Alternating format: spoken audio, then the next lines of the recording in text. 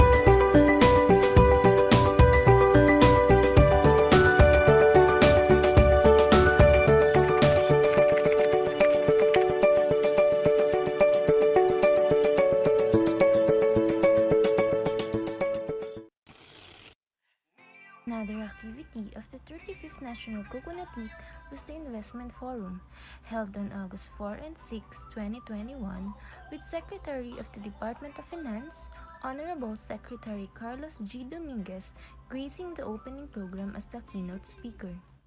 Good morning. First of all, I congratulate the Philippine Coconut Authority for bringing together all stakeholders in the coconut industry to discuss the way forward at this critical time. I look forward to the outcomes of this forum. I am sure they will help enrich the plans that are being drawn up for this challenged industry. I congratulate the Philippine Coconut Authority and all the industry stakeholders on this 35th National Coconut Week commemoration. Thank you. The two-day event was attended by a total of 240 participants. An initial amount of 4.31 million pesos was committed based from the survey of commitments during the presentation of the 7 technologies, such as cocoa coolers, cocoa board manufacturing, cocoa pallet, village-level coconut water processing, cocoa patch, coir processing and coconut bioengineering, and VCO convergence project. Should these potential technologies be established, the coconut farmers will be able to participate as co-investors, intermediate input materials processors, and suppliers of raw materials. Likewise, the first virtual coconut business-to-business matching was conducted from August 9 to 11, 2021, and graced by the Honorable Secretary of the Department of Trade and Industry, Secretary Ramon M. Lopez, as keynote speaker with a live keynote speech. On behalf of the Department of Trade and Industry, we'd like to congratulate the Philippine Coconut Authority as she hosts the 35th National Coconut Week celebration. There are vast opportunities that can be found in the country's coconut industry, and our team at the Export Maritime Bureau, as well as our Foreign Trade Service Corps, will be glad to assist you in any way. While we are confident that the Philippine coconut industry will become one of the engines of inclusive economic growth, we hope that our international guests will do business with us, especially as we build back better in a post-pandemic future for the Philippines. Thank you very much. Mabuhay po tayong lahat. And again, congratulations to PCA. Magandang araw po sa inyo lahat. The opening program was attended by a total of 91 participants. 3 country reports on new trade policies and market trends were presented during the opening program. This includes United States, China, and South Korea. The event was concluded with a total of 104 total matches made, participated by 51 suppliers or exporters, and 25 buyers, 10 of which are local buyers, and 15 foreign buyers from 9 countries, namely France, Switzerland, China, Taiwan, Korea, Japan, US, Canada, and the new market Lithuania.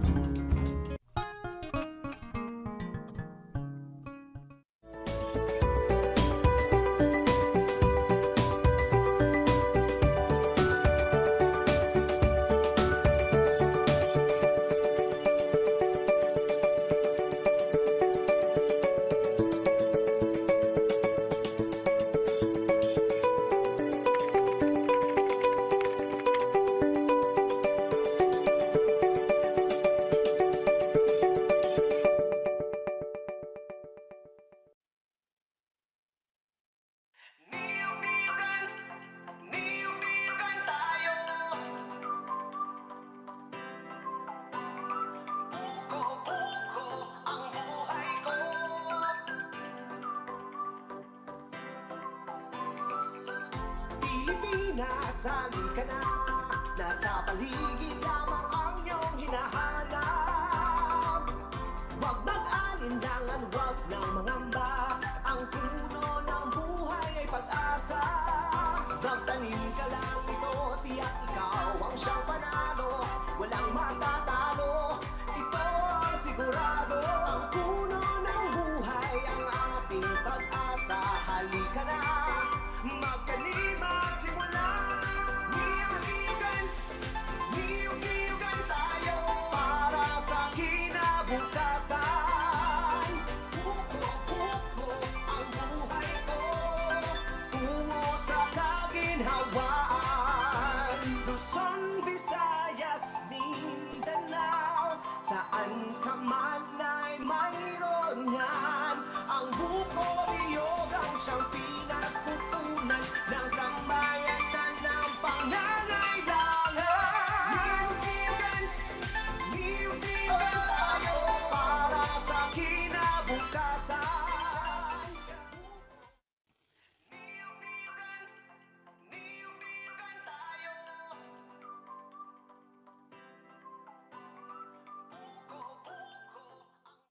Ladies and gentlemen, isang masagana at mapagpalang araw sa inyong lahat. It is indeed a great honor and privilege to speak before all of you as we launch the 35th National Coconut Week celebration. I want to welcome you all as we open the National Coconut Week, which gives recognition to the farmers and many others responsible for cultivating, processing, and bringing to the Filipinos a wide range of coconut products. Mabuhay tayong lahat. Let us continue to support the coconut industry.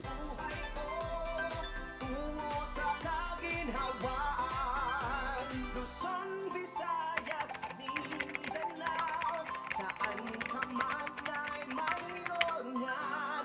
Ang buko-niyog ang siyang pinagkukunan ng sambayanan ng pangangailangan.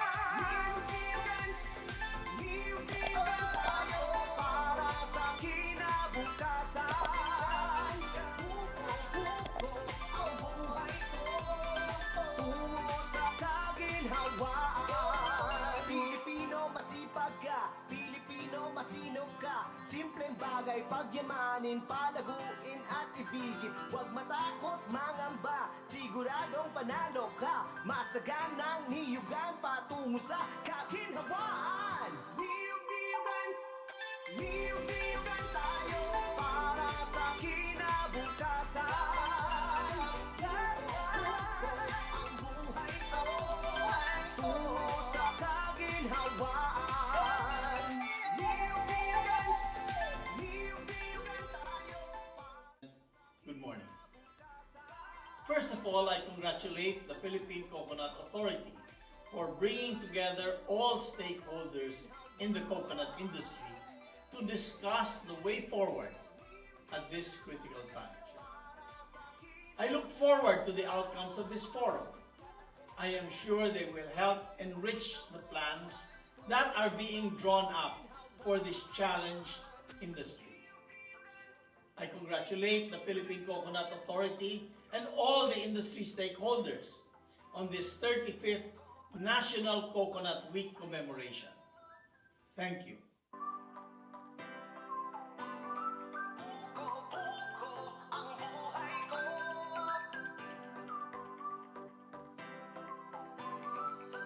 Pilipinas, halika na.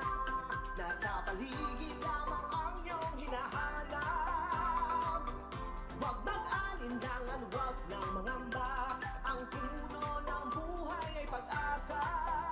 Magtanim ka lang ito, tiyak ikaw ang siyang panalo.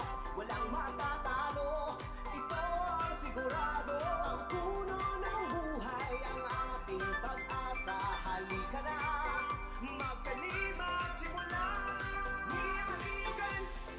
Niyog-niyugan tayo para sa kinabukasan.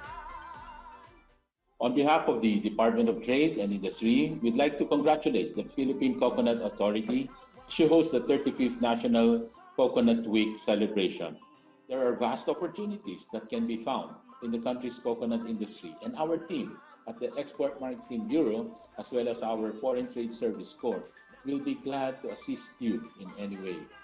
While we are confident that the Philippine coconut industry will become one of the engines of inclusive economic growth, we hope that our international guests will do business with us, especially as we build back better in a post-pandemic future for the Philippines. Thank you very much. Mabuhay po tayong lahat. And again, congratulations to PCA. Magandang araw po sa inyo lahat.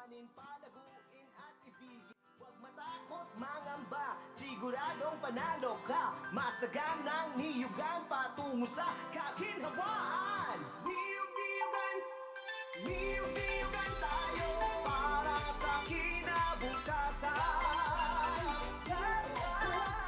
Ang buhay ko tungo sa kaginhawaan. Niyug-niyugan, niyug-niyugan tayo para sa kinabukasan. Ang buhay ko tungo sa kaginhawaan. Niyug-niyugan, niyug-niyugan tayo para sa kinabukasan. Ang buhay ko tungo sa kaginhawaan. Niyug-niyugan, niyug-niyugan tayo. Buko-buko ang buhay ko.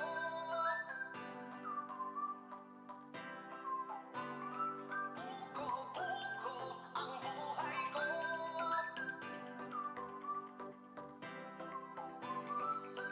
Pilipinas, halika na. Nasa paligid lamang ang iyong hinahanap. Huwag mag-alinlangan, huwag nang mangamba. Ang puno ng buhay ay pag-asa. Magtanim ka lang ito, tiyak ikaw ang siyang panalo. Walang matatalo, ito ang sigurado. Ang puno ng buhay ang ating pag-asa. Halika na, magtanim, magsimula. Niyug-niyugan, niyug-niyugan tayo para sa kinabukasan. Buko-buko ang buhay ko tungo sa kaginhawaan. Luzon, Visayas, Mindanao, saan ka man ay mayroon yan. Ang buko-iyog ang siyang pinagkukunan ng sambayanan ng pangangailangan. Niyug-niyugan, niyug-niyugan tayo para sa kinabukasan. Buko-buko ang buhay ko tungo sa kaginhawaan. Pilipino, masipag ka. Pilipino, masinop ka. Simpleng bagay, pagyamanin, palaguin at ibigin. Huwag matakot, mangamba, siguradong panalo ka. Masaganang niyugan patungo sa kaginhawaan. Niyug-niyugan, niyug-niyugan tayo para sa kinabukasan. Niyug-niyugan, niyug-niyugan tayo. Buko-buko. Welcome to the 35th National Coconut Week. This is the first time PCA will be doing a virtual exhibit. The objectives of this activity are to establish awareness of the importance of the coconut industry, to promote coconut products and byproducts and their benefits, and to encourage investments.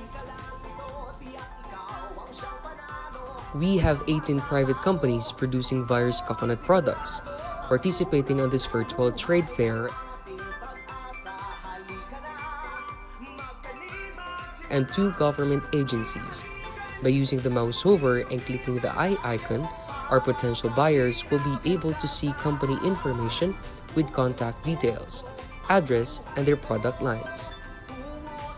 By simply clicking icon button of the company, you will go directly to their booth, This is the Philippine Coconut Authority booth. All marketing collaterals like company banner,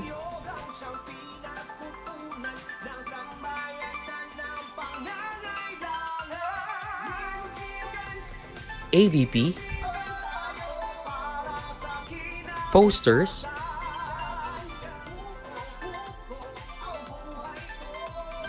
and brochures. Contact information can also be found in the booth and the chat box for inquiries.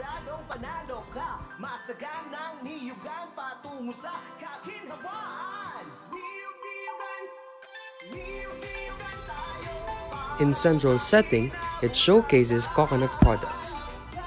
All furniture are all made of coconut wood. The directory can also be found here.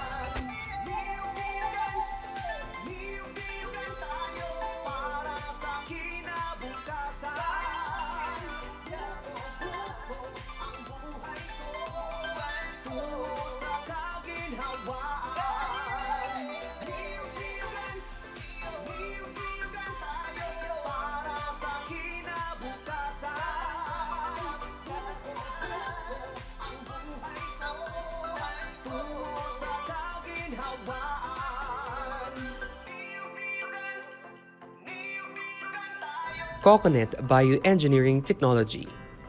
The technology refers to the use of coconut materials to stabilize slopes and minimize soil erosion by placing materials in sloping land and embankments. These materials hold vulnerable soil and permit vegetation to control soil surface erosion and conserve the productivity of the soil.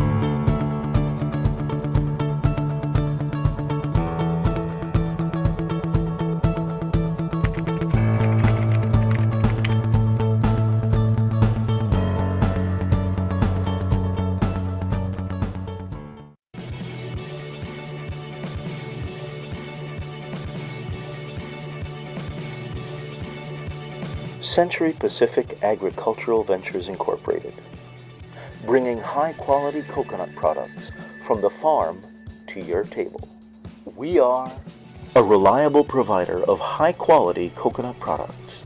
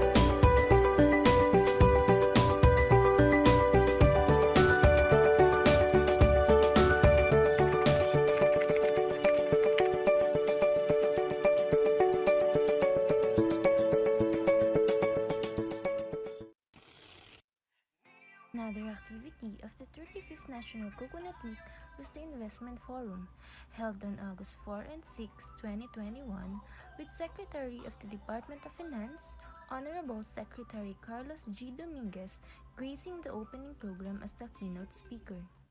Good morning.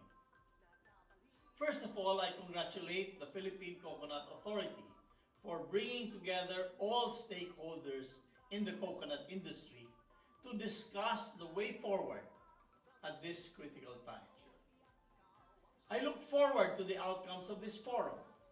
I am sure they will help enrich the plans that are being drawn up for this challenged industry. I congratulate the Philippine Coconut Authority and all the industry stakeholders on this 35th National Coconut Week commemoration. Thank you. The two-day event was attended by a total of 240 participants.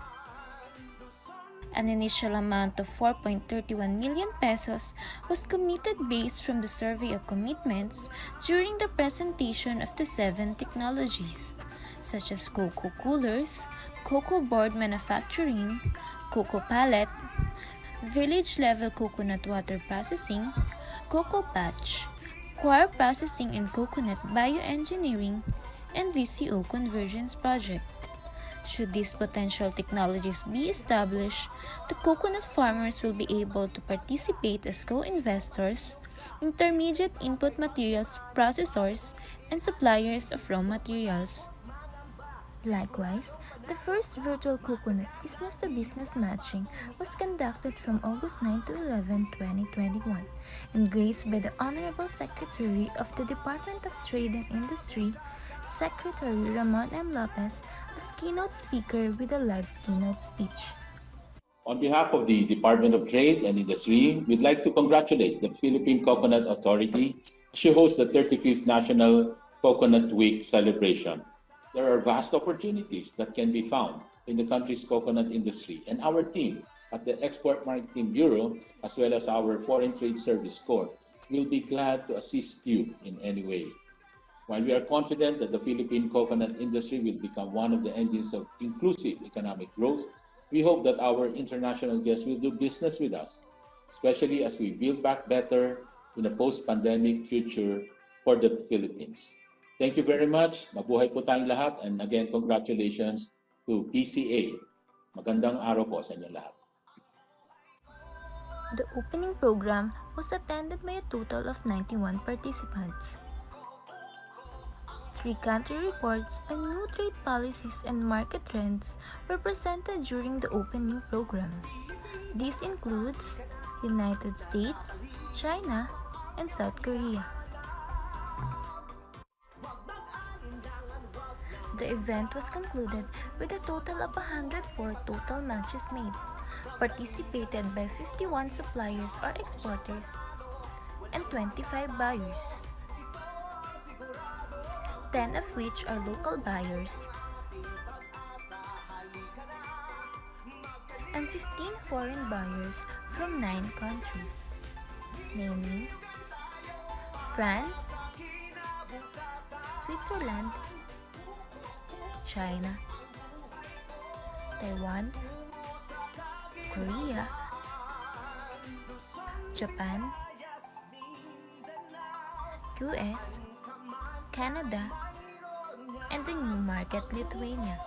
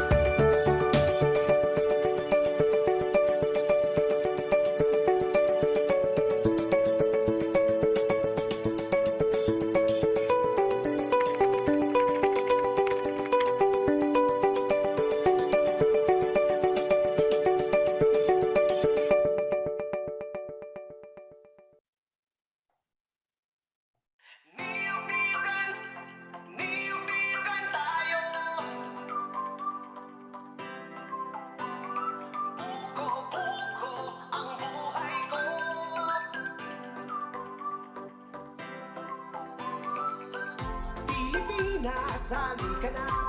Nasa paligid lamang ang iyong hinahanap. Huwag mag-alinlangan, huwag nang mangamba. Ang puno ng buhay ay pag-asa. Magtanim ka lang ito, tiyak ikaw ang siyang panalo. Walang matatalo, ito ang sigurado. Ang puno ng buhay ang ating pag-asa. Halika na, magtanim at simula. Niyog-niyogan tayo para sa kinabukasan. Kuko ang buhay ko, tungo sa kaginhawaan. Luzon, Visayas, Mindanao, saan ka man ay mayroon yan. Ang buko-niyog ang siyang pinagkutunan ng sambayanan ng pangangailangan. Niyog-niyogan tayo para sa kinabukasan. Magandang umaga po sa inyong lahat. Welcome to day 2 of our celebration for the 35th National Coconut Week. Ito po ang CocoKwentuhan webinar series. Sa inyong lingkod, ako nga po pala si Leo. And sa araw po na ito, ang pag-uusapan po natin ay ang LGU-Led Coco-Negosyo na may temang sa Coco ngayon, suporta ng lokal na pamahalaan ang Masasandalan. Sa mga unang beses pa lang pong makikisama sa ating webinar, welcome po. Pero dun sa mga nakasama po natin kahapon, welcome back. Tayo po ay live via Facebook at YouTube and of course ating mga participants via Zoom. Good morning din po sa inyong lahat. We would like to start the day with an opening prayer before we get on with our program. So please let us all feel the presence of our Lord. Dear Almighty God, Father of all, we thank you for this day. Thank you for giving us the opportunity to gather here today as we celebrate the 35th Coconut Month.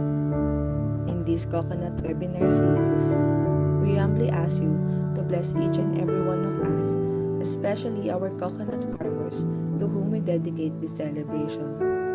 As we face this time of pandemic, our coconut farmers' welfare is at risk more than ever. We ask you to shower us today with your wisdom during our lectures and discussions that we may find the best possible solution in every challenges the coconut industry faces.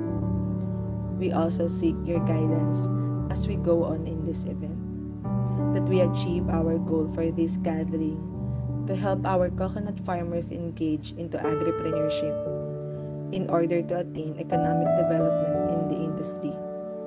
Your Holy Spirit will ensure the success of this event through the enactment of the knowledge acquired from this activity.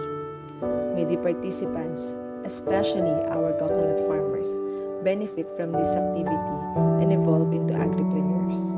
We ask all this in the name of Jesus, our God and Savior. Amen. Amen.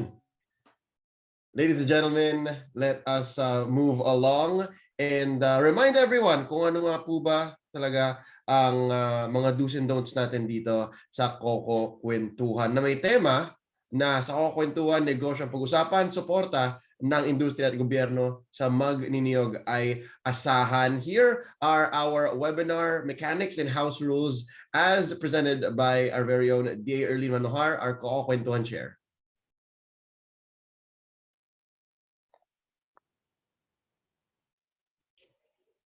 Good morning! Magandang umaga sa ating lahat. Welcome to the CocoKwentuhan 2021 webinar series. For the mechanics of the webinar, a keynote speaker will deliver a message about the topic. After the message, presenters will showcase a 20-minute video presentation and record the discussion of their success stories. Only after all presentations that the reactor will give insights about the presentations, not more than 20 minutes. Then after the reactor, a Q&A session to follow using the chat functions and to be facilitated by the moderator.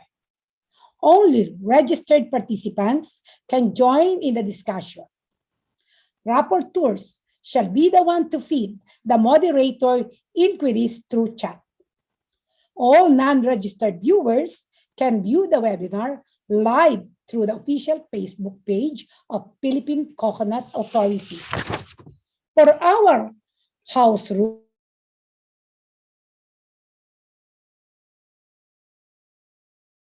on mute when someone else is presenting or speaking.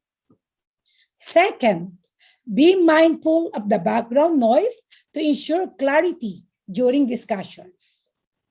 Turning on the video when raising question is highly encouraged for proper documentation. Thank you po. Maraming salamat sa inyong lahat. Thank you po so much, Miss Erlene. Now, tayo po ay makinig sa isang mensahe, and let this be an inspirational message to set today's mood. We will be now hearing a short message as presented to us by our Secretary of Agriculture and Chairman of PCA Board. Let's hear an inspiring message from Honorable William Doliante Dar.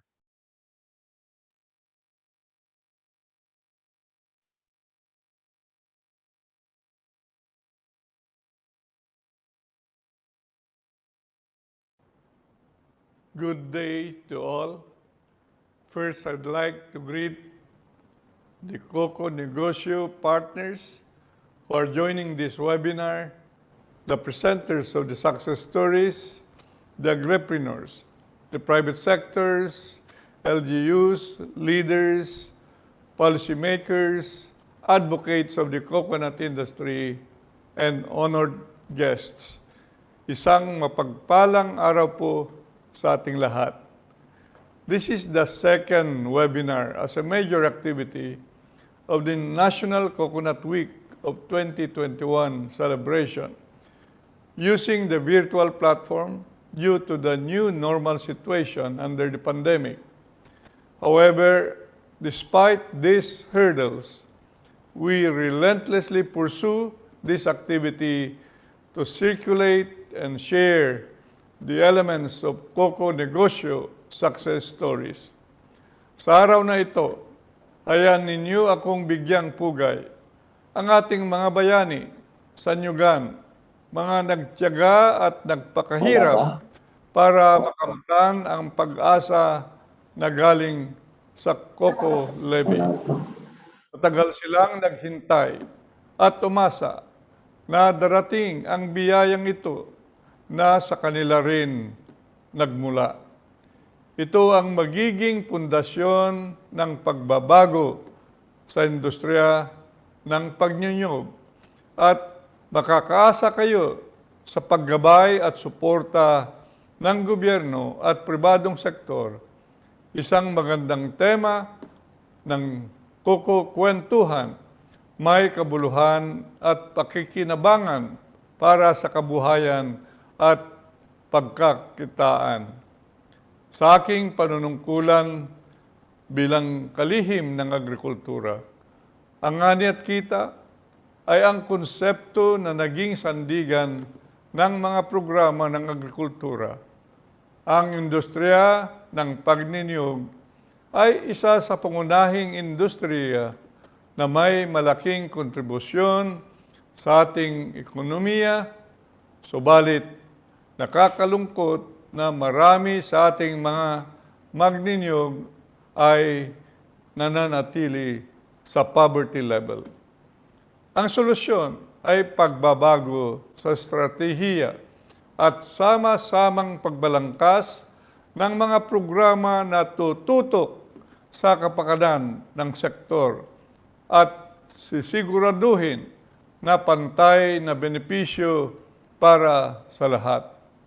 Naniniwala po ako na coconut farmers need not be poor at ito ay matutupad kung sila ay mabibigyan ng pagkakataon and be guided sa pagnenegosyo at kalaman sa mga teknolohiya. Ang webinar na ito ay magsisilbing inspirasyon ng maraming magninyog na magkakaroon na ng pagkakataon na maging negosyante sa tulong ng gobyerno at suporta ng pribadong sektor.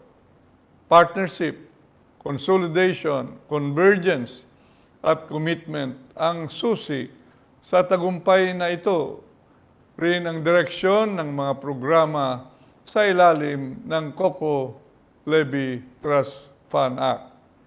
Ang mga pagbabagong ito ang magiging tulay sa pagangat ng coconut industry na may layunin na hindi maiiwan ang mga maliliit na magninyog at manggagawa sa nyugan sa pag-unlad ng industriya.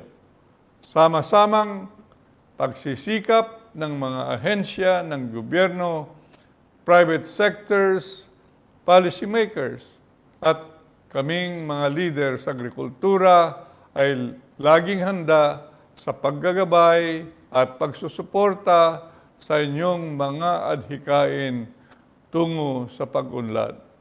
I'd like to commend PCA for organizing this event.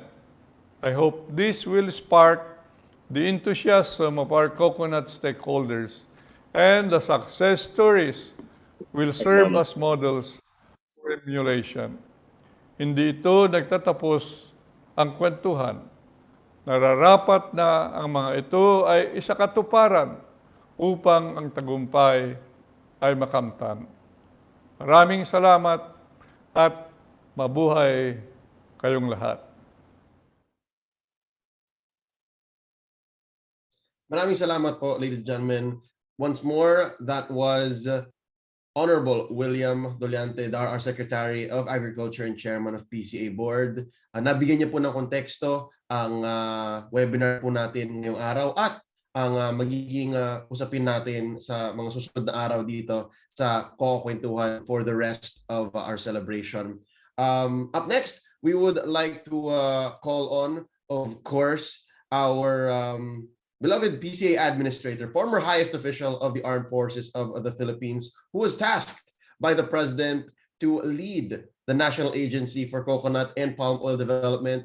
Let's all call on the administrator of the Philippine Coconut Authority, General Benjamin R. Madrigal Jr., to introduce our keynote speaker. To our Secretary of the Department of Agriculture and the Chairman of the PCA Board, Secretary William D. Dar, to my fellow workers in the Department of Agriculture and the Philippine Coconut Authority, our distinguished discussants and panelists in this webinar series, and to our participants and the netizens viewing this webinar series, sa inyo pong lahat, isang mapagpala at masaganang umaga. Our keynote speaker for today was appointed by President Rodrigo Roa Duterte to his present position in November of 2018, where, aside from being a close advisor to the President, he ensures close coordination among the different agencies of government. Before joining the cabinet, he was chair of the powerful House Committee on Appropriations, which approves the annual national budget of the government. He served as a three-term congressman of the 1st District of Davao City.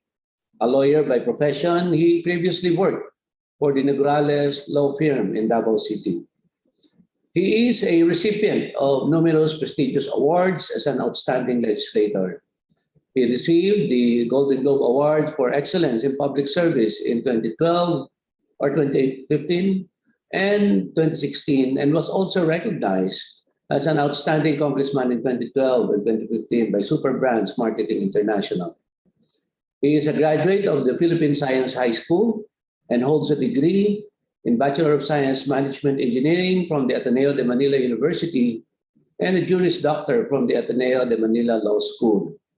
He was born and raised in Davao City, the second among 4 children of Prospero Nograles, former Speaker of the House of Representatives, and Mrs. Rodora Bendigo Nograles.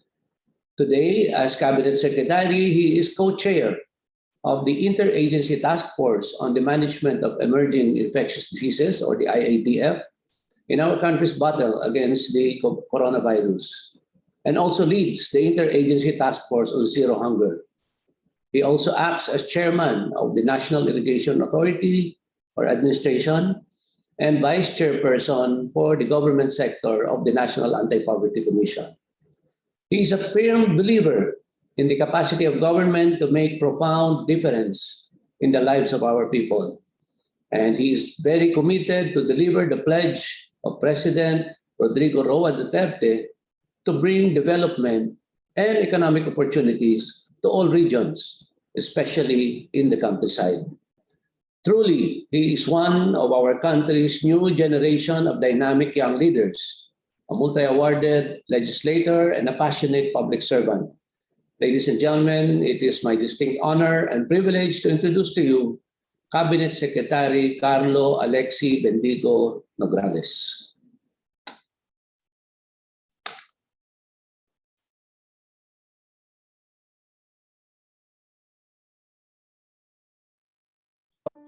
Magandang araw po sa inyong lahat. Salamat sa Philippine Coconut Authority for inviting me to your webinar as part of this year's Coconut Month celebration. Gusto ko itong topic ninyo ngayong umaga, strengthening partnership with LGUs to support Coco-Negosyo. Sa Coco-Negosyo, suporta ng lokal na pamahalaan ang Masasandalan. Alam nyo, our government remains committed to crafting sound and responsive policies to help our coconut industry and to provide our coconut farmers the necessary assistance that they need.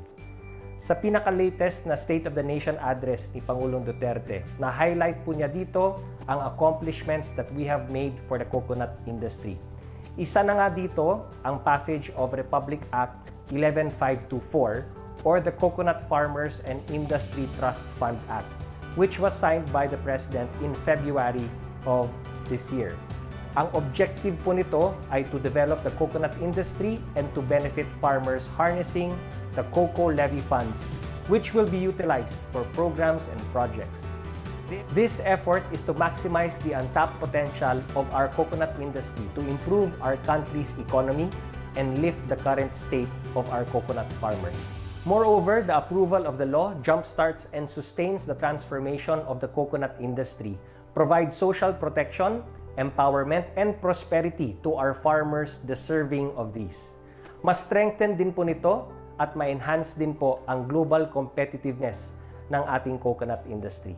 I would like to commend the Philippine Coconut Authority for their dedication and tireless work in continuously looking for ways to develop our coconut industry, epitomized in the launch of its Coconut Farmers and Industry Development Roadmap, which aims to boost the industry's competitiveness. Kasama sa strategies in this roadmap ang promoting coconut farmers' welfare and social protection, strengthening and empowering coconut farmers' organizations, increasing and sustaining coconut production or farm improvement, and establishing coconut-based farming systems, agribusiness hubs, and corridors for coconut products, intercrops, and livestock. Other key strategies also include improving competitiveness of traditional and non-traditional coconut products in local and global markets, enhancing trade and marketing, and strengthening policy and other support services. Kailangan ma-harness natin ito sa local level para maging sustainable. And this is where local economic development or LED becomes a crucial part to support the Coco-Negosyo framework. Against the backdrop of local governance and the coconut industry, allow me to highlight the importance of LED and how we can better improve the coconut industry with the help of our LGUs. According to the World Bank, local economic development or LED is a process by which public, business, and non-government sector partners work collectively to create better conditions for economic growth and employment generation.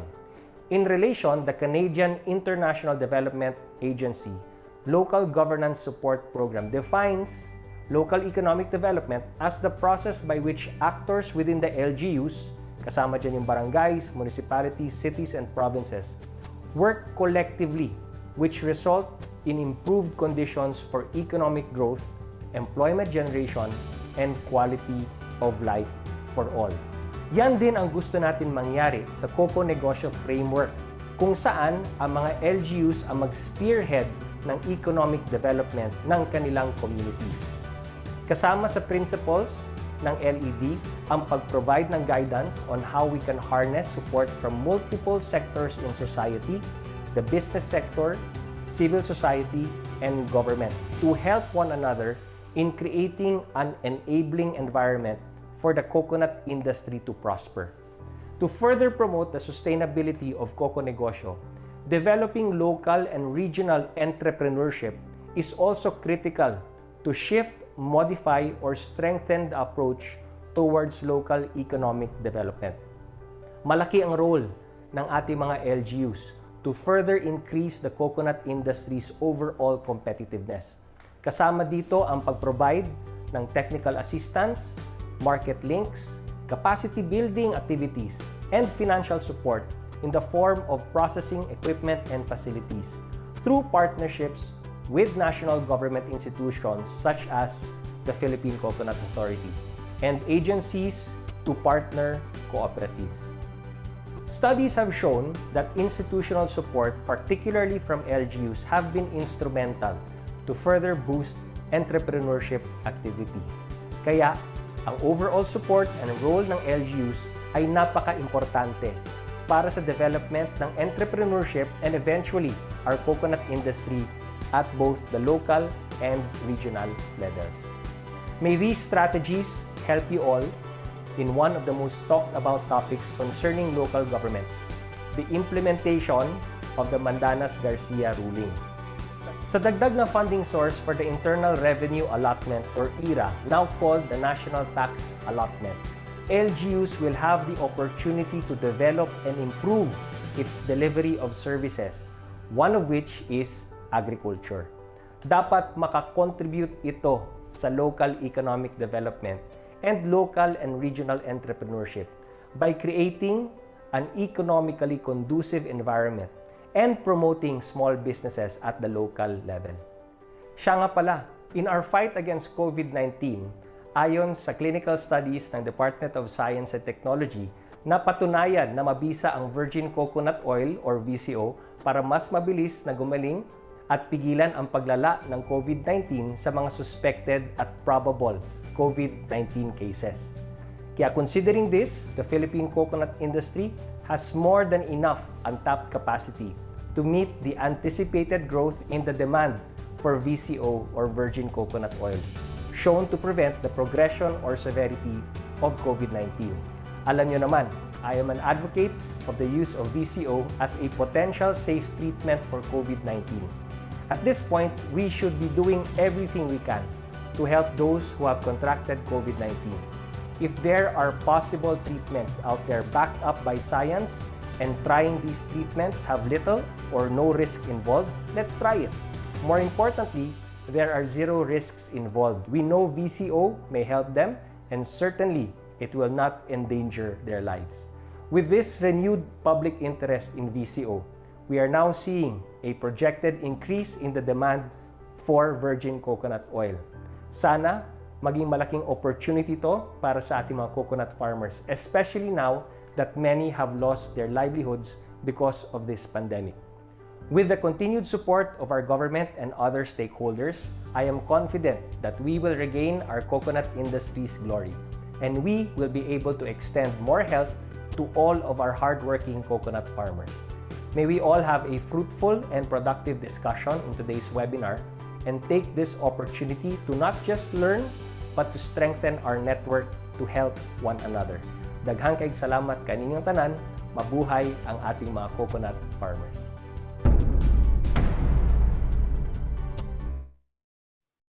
Maraming salamat po. That was once more our keynote speaker setting the stage for today's discussion. That's Honorable Carlo Nograles, Cabinet Secretary. Thank you so much. Again, ang atin pong topic sa araw na ito ay ang LGU-led Coco-Negosyo. So yes, there is a lot that local governments can do to help our businesses grow. No? Sa Coco-Negosyo, suporta ng lokal na pamahalaan ang Masasandalan. Ito po ang ating mga matutunghayan. Dito po manggagaling ang ating mga stories tungkol po sa LGU-led Coco-Negosyo sa araw na ito. Meron po tayong 4 na mga participating local government units na magkikwento tungkol sa kanila pong storya. Ito po ang ating representative from Claver, Surigao Norte, from Javier, Leyte, from Luzon, Alabat, Quezon, and last but not least, from Lanao del Norte, mula sa Malingaw, Tubod. 4 po sila na magkikwento. And first up, we will be hearing from our representative from Claver, Surigao Norte, as represented by Ms. Georgia D.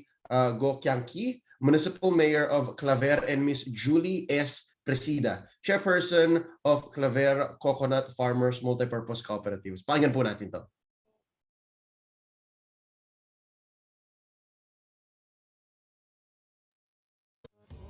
Officially, the municipality of Claver is a second-class municipality in the province of Surigao del Norte, Philippines.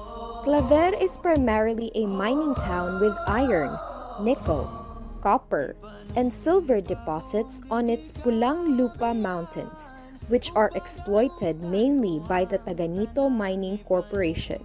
Mining, trading, and traditionally farming and fishing are the main sources of livelihood among residents.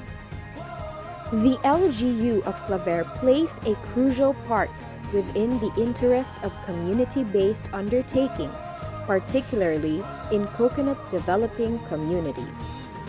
The commitment of the LGUs could be a solid provision in most agri-based ventures, since LGUs have unswerving impact from production to marketing. One of the recognized and supported LGU-led agribusiness is the Claver Coconut Farmers Cooperative. Good day, magandang araw sa lahat sa buong Pilipinas. Dito tayo ngayon sa municipality ng Claver, Surigao del Norte, Caraga Region. Nandito ngayon ako para isaliwalat ko ang lahat ng mga magagandang nangyayari dito sa aming paligid, lalo na dito sa aming lungsod ng Claver. Unang-una, ang ating kooperatiba ng Claco Farm Co. or Claver Coconut Cooperative ng mga farmers namin dito. Ito ay mula pa ng 2008 na mga suporta na binigay namin sa aming mga farmers, lalo na sa paggawa ng mga coconut na ginawa ng hanap buhay ng aming mga farmers dito. Meron kaming ginawang isang building para doon sila, ang mga farmers namin, lalo na ang mga pamilya, mga asawa nila, mga anak nila, nandoon sila araw-araw. Lalo ang mga bata namin, pag walang pasok, Saturday, Sunday, nandoon sila gumagawa ng coconut. Itong coconut ay ginawa din namin, binibenta namin sa mga kadalasan mga contractors or sa mga mining companies para sa kabundukan na ginawa silang mga protection para sa mga landslide. Yun ang ginawa ng mga farmers namin dito. Mula 2008, marami kaming suporta, lalo na meron kaming sa Spanish, galing sa Spanish yung machine namin. Meron din kaming suporta, 2 building na namin ngayon, at saka sa LGU, nabigyan namin ng 1 million cash para sa kanilang rolling, no? Yung rolling na parang kapital nila doon sa mga grupo or sa cooperative na ginawa namin. Meron na silang nabili na isang truck para sa pagbili nila, nandoon na sila sa baryo, bumibili sila ng mga coconut husk na ginawa nilang coconut. Pumupunta sila sa iba't ibang mga munisipyo. Doon sa farmers, bumibili sila para lang dadalhin nila doon sa kanilang, sinasabi na naming factory na yon, faktorya ng coconut. So yan ang pinakamalaking naiambag namin sa mga farmers doon. So sa ngayon, parang nag-expand na kami ng produkto. Meron na kaming yung coconut husk, ginawa naming mga flower pot. Tapos, yung coconut husk, meron kaming machine na nag-grind or shredder, tapos ginawa naming fertilizer. Sa ngayon, nakaproduce na sila ng fertilizer, organic fertilizer, at nagamit na ng mga farmers namin. Sa iba't ibang mga kooperatiba naman ng farmers. Meron kaming programa na binibigyan namin ng mga organic fertilizer, lalo na doon sa mining barangays. Kasi yun sa mining barangays, ang lupa nila medyo hindi na masyadong mataba. Kaya binibigyan namin doon ang mga karamihan doon kasi hindi na makapagtanim kasi iba ang klase ng lupa. Parang dry siya kasi mina. Pero nang binigyan namin ng organic fertilizer, doon nakita nila na pwede palang makatanim ng lalo na sa mga gulay. The organization is funded by the Agencia Española de Cooperación International and local government unit of Claver.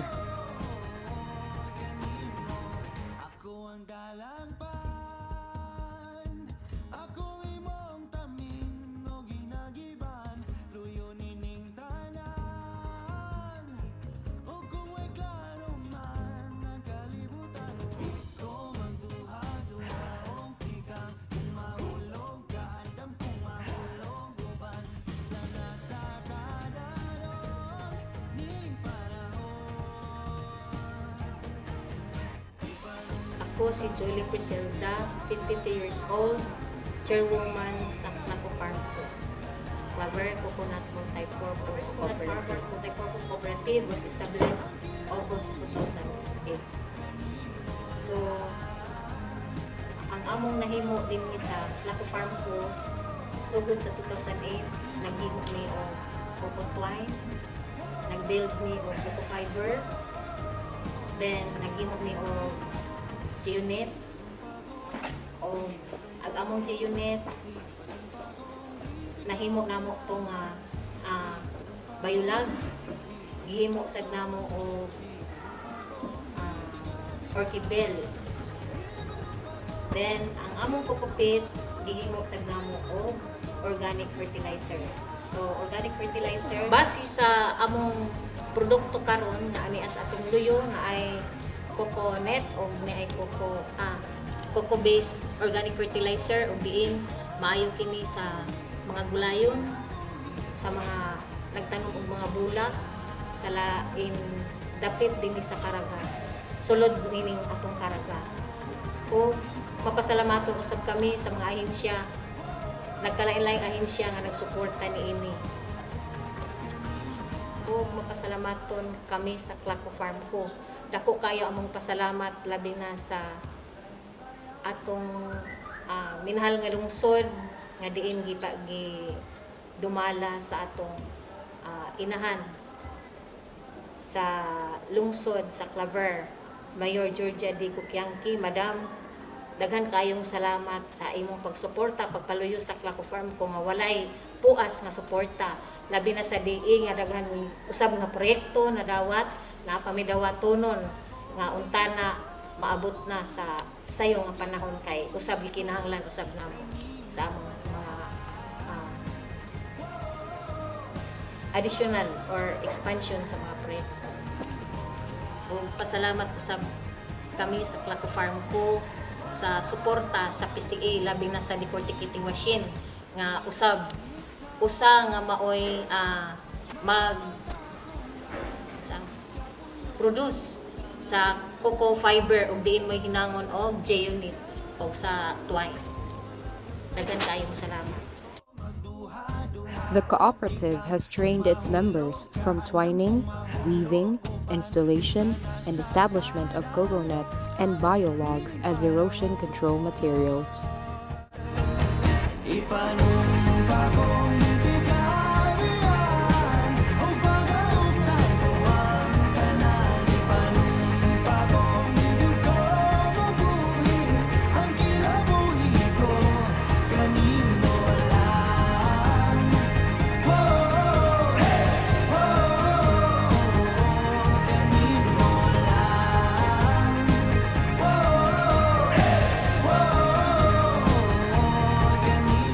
Si Adelina Alcantara, 41 years old. 11 years na ako nagtatrabaho dito sa Clock Farm ko. Ang trabaho namin, gumagawa ng magwiwit kami. Itong trabaho na to ay nakatulong sa aming pamilya, lalo na sa mga anak ko na nag-aaral. Malaking halaga na to at nakatulong sa asawa ko na pinansyal. Isa pa, nagpasalamat ako sa LGU na nabigyan kami ng ganitong produkto para kami matulungan. Nagpasalamat na lang ako sa Coco Farm ko na binigyan kami ng ganitong trabaho na isa na makakatulong sa aming pamilya sa pag-aaral sa mga anak ko na nabigyan ng magandang kinabukasan.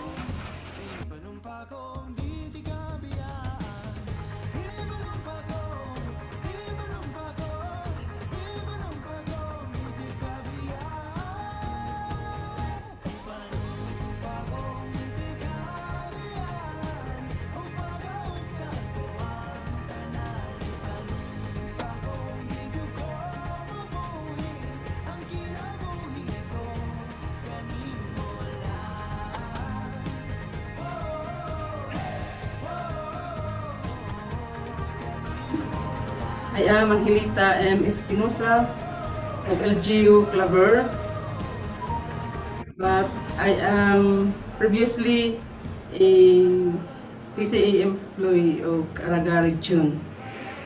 I am presently connected with Claver Coconut Farmers Multipurpose Cooperative as project coordinator. Since that cooperative I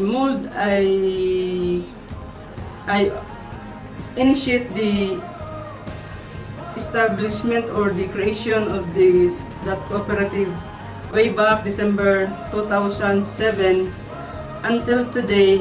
Even I am in LGU, I still the project coordinator, or I still assist the cooperative to reach or to meet its vision and mission. I initiated the consolidation of the members of the coconut farmers organizations of the barangays of Claver for the purpose of availing government projects which would help the coconut farmers, especially looking forward for the coconut processing at that time that needed the appropriate machines and equipments to process, especially the coconut husk processing project, which was introduced to us. We introduced with former Regional Manager Engineer Ramon Barbosa for the coconut processing to be funded by the Spanish Mission with funds assistance implemented through the Department of Agriculture. The Coconut Farmers Organization received the project, strengthening of agro-industrial sector of Bicol and Caraga region as one of the recipient of the 5 sites of Caraga region to avail of the coconut husk processing, which machines are the components of the projects, like the decorticating machines and the billing machines, and such worth of project. It was not possible without the support of the local government unit of Claver. At that time, the mayor was Honorable Idi Tango Kianki, who supported very much, especially on the provision of the three-phase connection for the Claco Farm Co, because the decorticating machine needs a three-phase connection, because the prime mover of the decorticating machine was a 50 horsepower electric motor. And with that start of the project, the co-op produced coconut fiber and coco peat. At that time, way back 2009, which is the start of the operation of the SAISBC project, G-Unit, which is the end product of the twined coconut fiber, coconut was not yet popular and used for the rehab of the mining companies, the mine areas of the mining companies, and the slope control, erosion control of the slope road construction.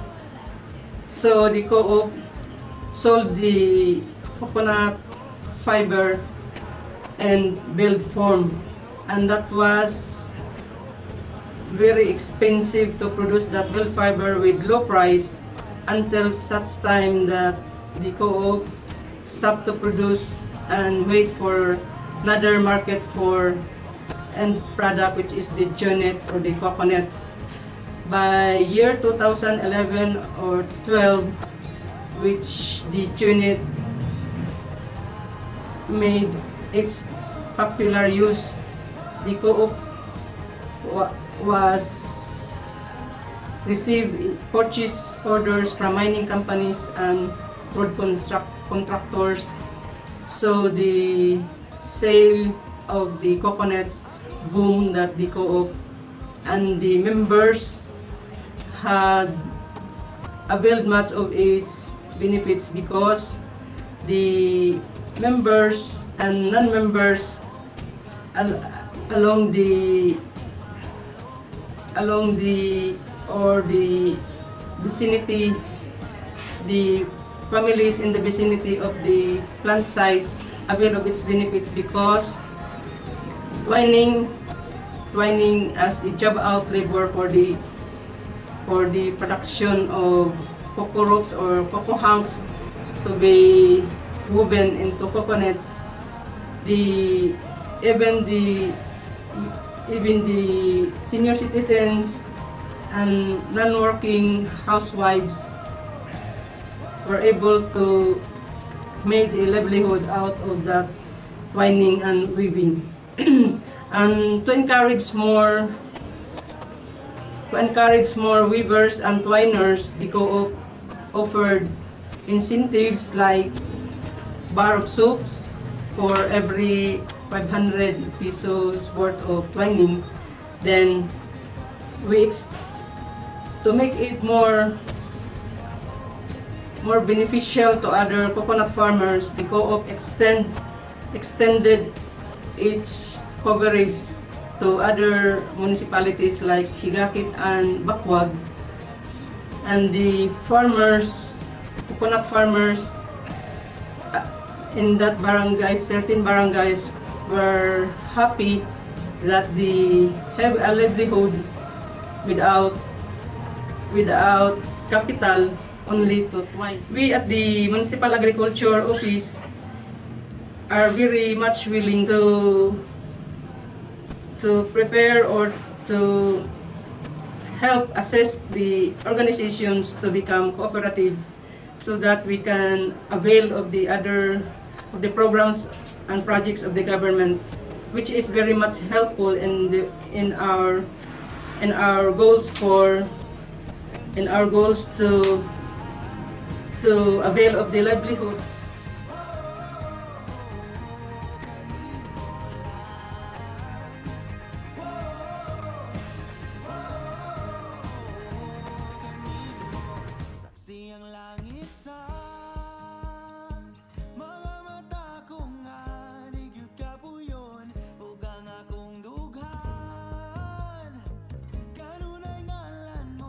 Ang agrikultura ngayon, ang pinaka-importante na mapaabot natin doon sa pinaka-sulok ng ating lugar.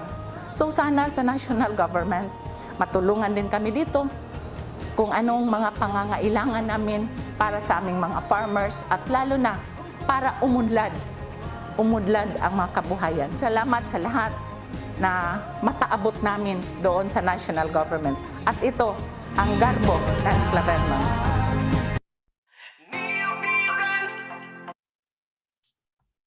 Maraming salamat po once more. Yun pong kwento sa Claver, Surigao Norte. Ngayon naman, pakinggan naman po natin ang kwento ng LGU at kung paano po nila tinutulungan ang mga Coco-Negosyo doon sa kanilang lugar. This is going to be presented by Engineer Fernando B. Sarile, the Municipal Planning and Development Coordinator of Javier Leyte. And of course, he will be joined by Regional Manager 3 of Region 8. Yan po si Sir Joel O. Pilapil. They are representing Javier Leyte. Ito po ang kanilang LGU-Led Coco-Negosyo story.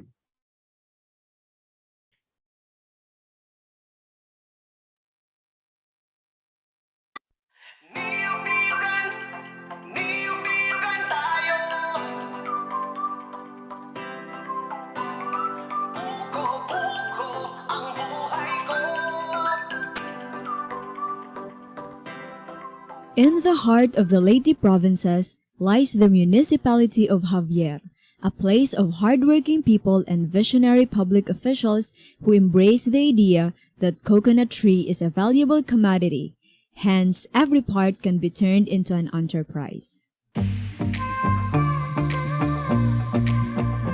In the humdrum of everyday life of Javieranons in the past are the industrious coconut farmers who devoted time to earn money from twining coconut fibers to help augment their family income. At the same time, it created family bonding as the children worked hand in hand with their mother or parents and learned the value of money. Moreover, even the farmers valued this endeavor than the usual rice farming that they traditionally do. Asawa namin, yung trabaho nila minsan mayroon, minsan wala. Ito, araw-araw kumikita ka pag talagang masipag ka.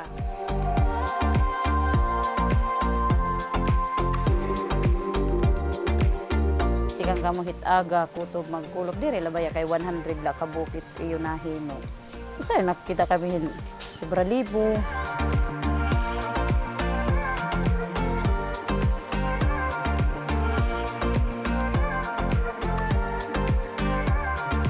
Pagkaaga, mga layo.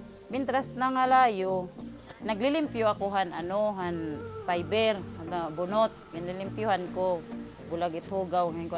Pag ada na nakapangalayo na, sinampit ko na akon mga anak, kaya mo man parag birik. O, tapos magkapianay o mamahaw ba, katima, lubid na. O, tapos mga alas 10:30, undang, mga layo na liwa. Tapos, pusay, hira, taksin sugo.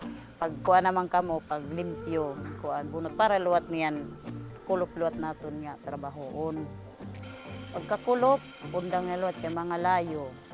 Di ako, mga layo, hira, o, pag kuan anay, paglimpyo, kay para luwat gabi, kaya sa gabi, naglulubid baya kami, basta mo pailat panahon, nagkukuhan kami gabi, yaw, tala makahimo kami, banching ko kabuok, makasapong na ito hit kuan.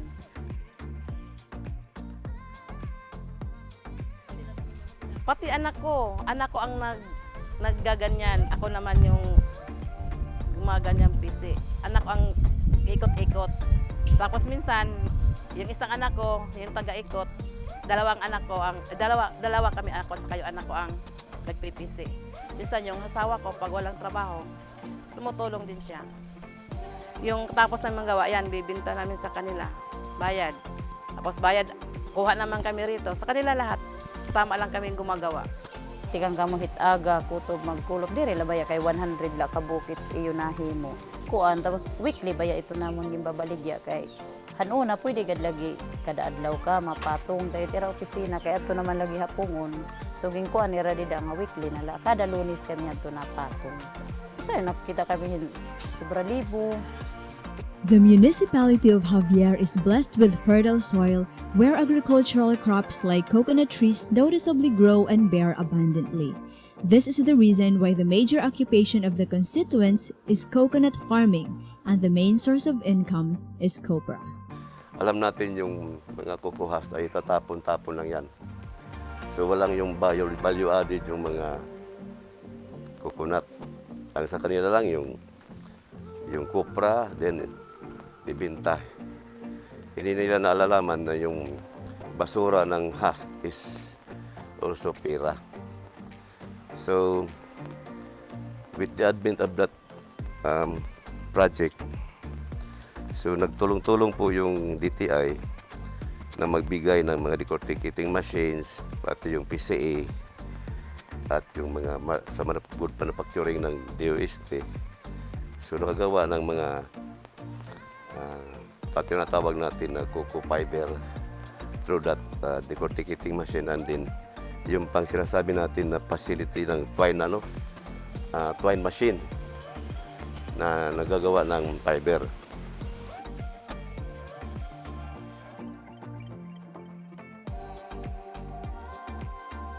Ang Javier LGU, mayroon silang sariling decorticating plant na magpo-produce only ng 20,000 hanks per day. Gamit ang mga membro ng mga asosasyon na nandyan sa Javier para mag-produce ng TC. Because of the passion of then Mayor Sandy Javier to serve his constituents who are mostly coconut farmers, he procured a decorticating machine from India that can decorticate 20,000 husks per day. This noble deed of Mayor Javier not only provided livelihood to the coconut farmers, but it utilized the husks being considered waste in copra making into wealth.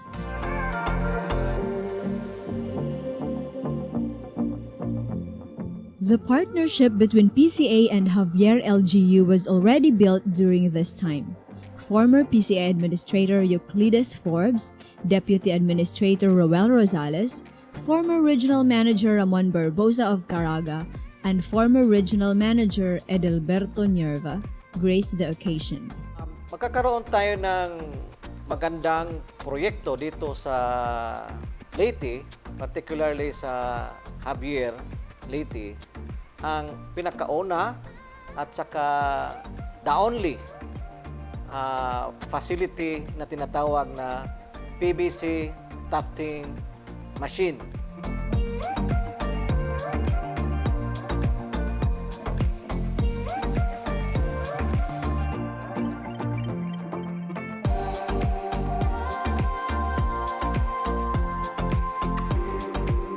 Nag-umpisa ito ng isang planning workshop at sinusundan pa na maraming planning workshop.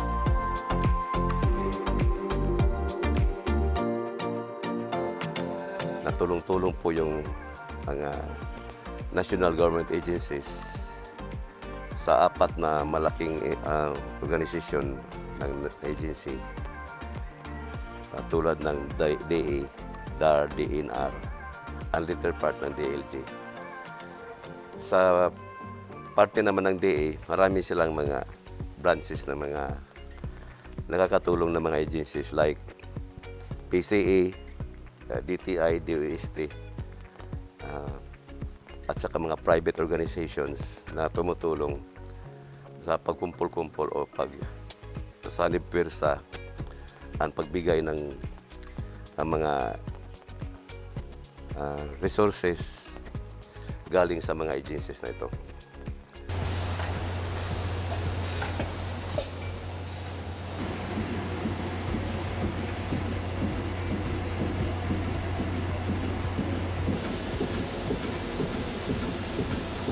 isa ring mga importanteng contribution sa successful partnership na project na ito is yung trust and confidence namin sa bawat isa.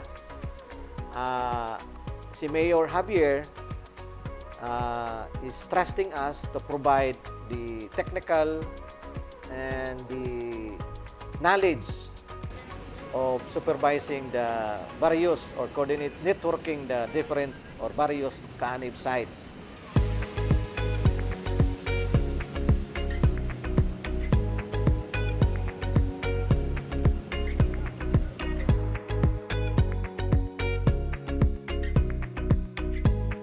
Siguro kami ang role model ng yung convergence. Municipal model ang Javier ng convergence. Kami lang tumatanggap ng risk. Kasi pag ang mayor niyan hindi magbigay ng area, ng lote, yun ang condition eh. Dapat may area ka na almost 2 hectares, I think, 1 hectares.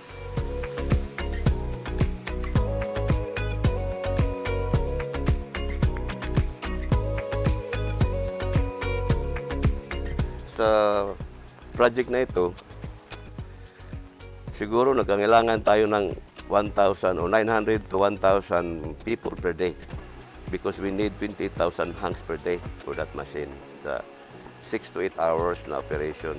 Sabihin natin na project value ng LGU na pag-solbar ng kahirapan ng mga cocoa farmers at yung mga problema sa solid waste.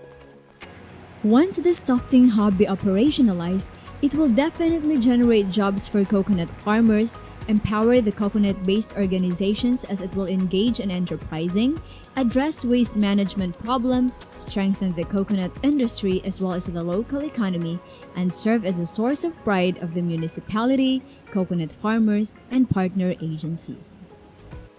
Ako po, si Ginoong Renhordan, isang magsasaka ng New, lubos na nagpapasalamat sa LGU Javier, kay ex-Mayor Sandy at kay Mayor Mike sa PCE, DTI, Dole at sa iba pang tumulong sa aming mga magsasaka ng New dito sa Javier City, lalong-lalo na sa PCE dahil sa kanila nagkaroon dito ng tufting hub na magbibigay sa amin ng sapat na kita lalo na ngayong panahon ng pandemya. Maraming salamat po.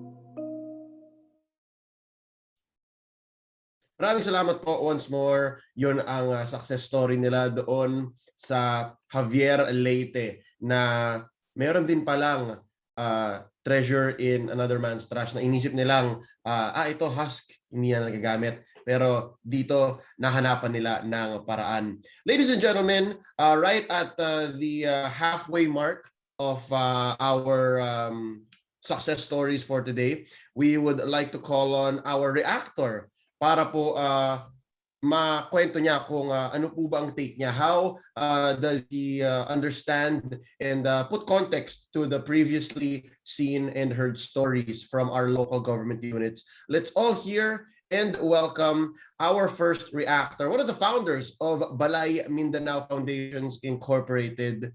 Pakinggan po natin ang reaction ni Sir Ariel C. Hernandez.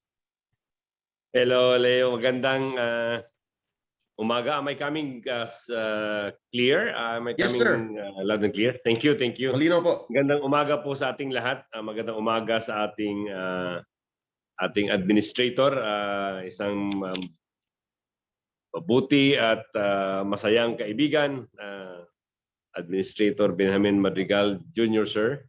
Of course, greetings also to the regional managers of PCA who's doing the work on the ground and all the technical staff. Also, greetings. Alam ko marami ding mga LGUs na naka-attend ngayon. This is one of the few webinar series na na-feature ang LGUs, no? And sobra ko pong saya ngayon kasi yung pong ating pagkaalam, ang mga LGUs are focused only on basic social services delivery for their constituents, no? But in this case, you're having a very direct and working model of LGUs doing enterprise endeavors. And I think this is a very transformative possibilities for LGUs kasi nga kung titingnan mo yung pag-aaralan mo yung ang nature ng LGUs, talagang sisingilin sila sa basic social services naman talaga first and foremost, pero in the local government code as well, it doesn't limit, no, the possibilities that the LGUs can actually do, especially in the whole sphere of what you call very important development outcomes. And this is where I will focus on my reaction today. No, certainly there are three. If you're located locally, there are at least three major development outcomes that any LGU would certainly be interested. Number one, development outcome, better health, especially that we are now in the pandemic. How do you make sure that your constituency is healthy? No? How do you make sure that maternal and child care will have a zero incidence, for example, in a municipality? How do you make sure that no single child is malnourished, for example?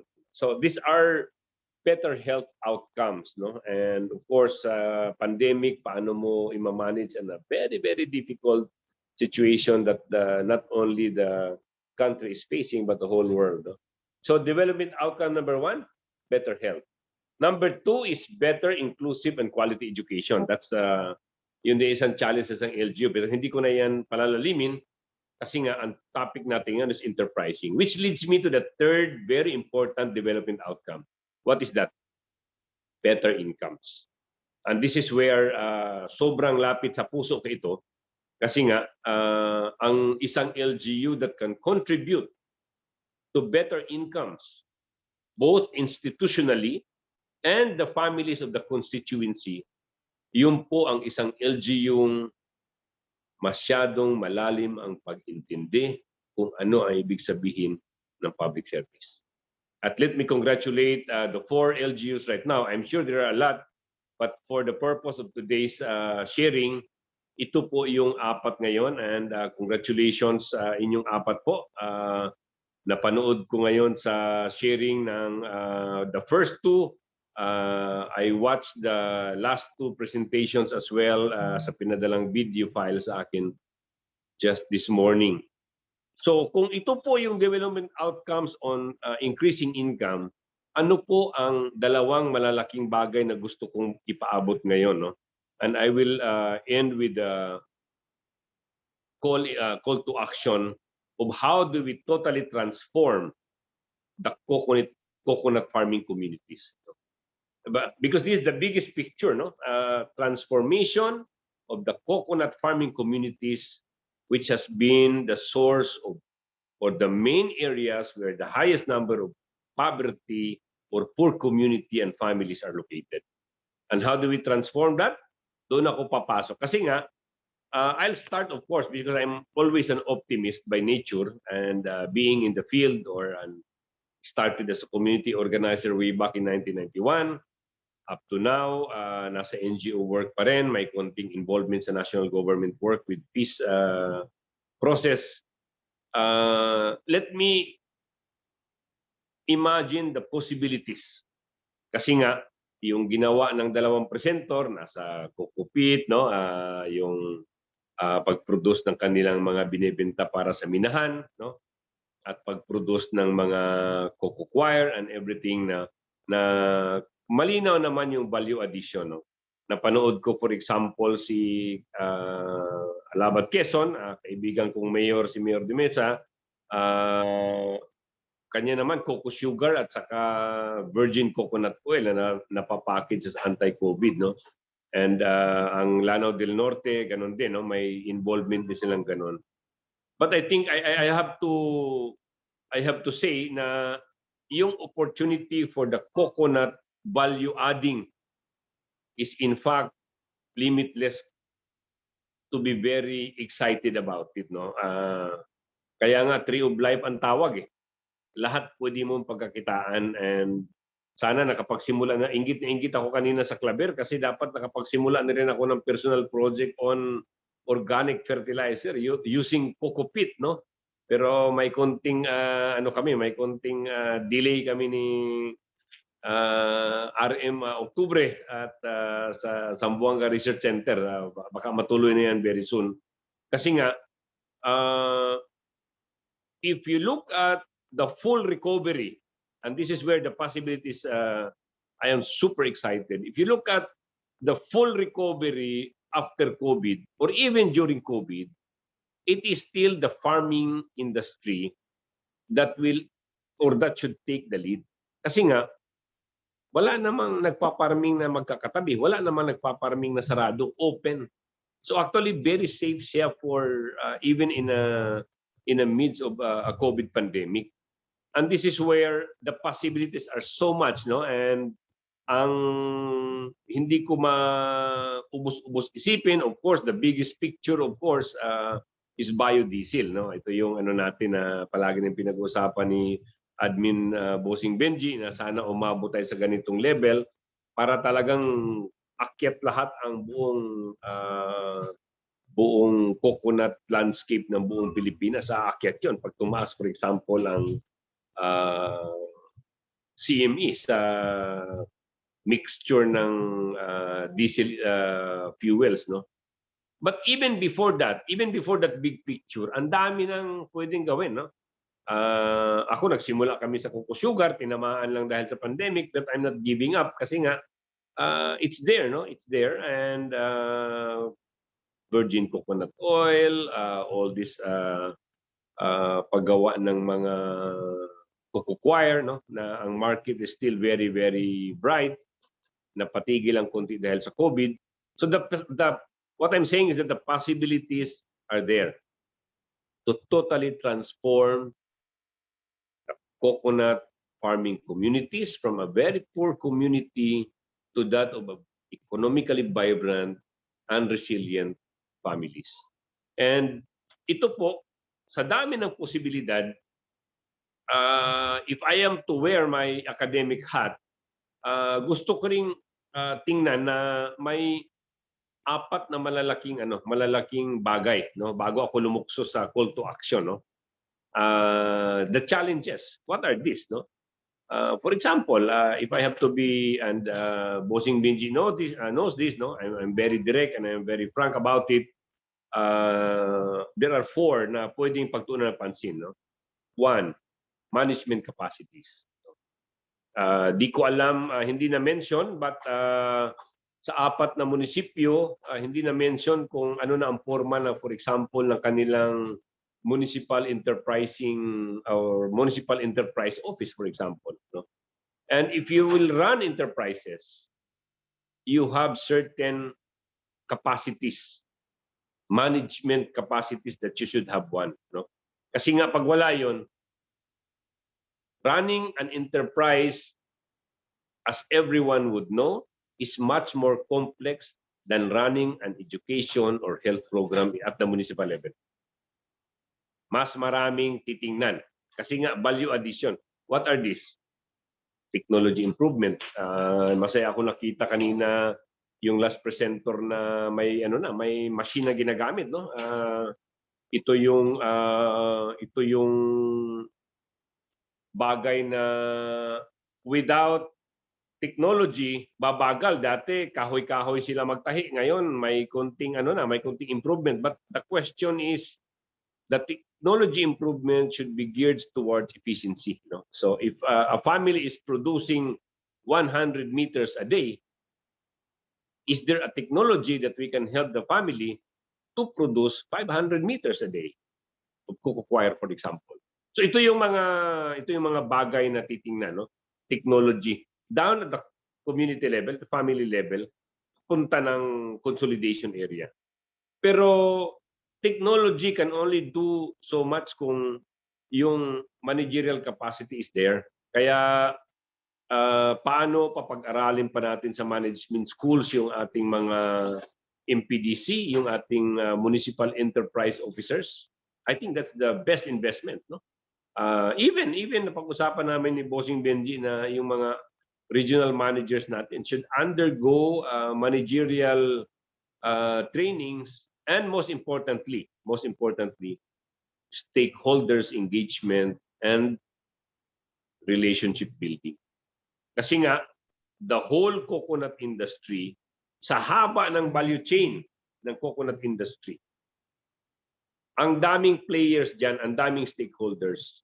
So if the mayor, if the regional manager is not able to relate well and maximize the possibility of synergy in that long value chain, a lot of opportunity is being missed.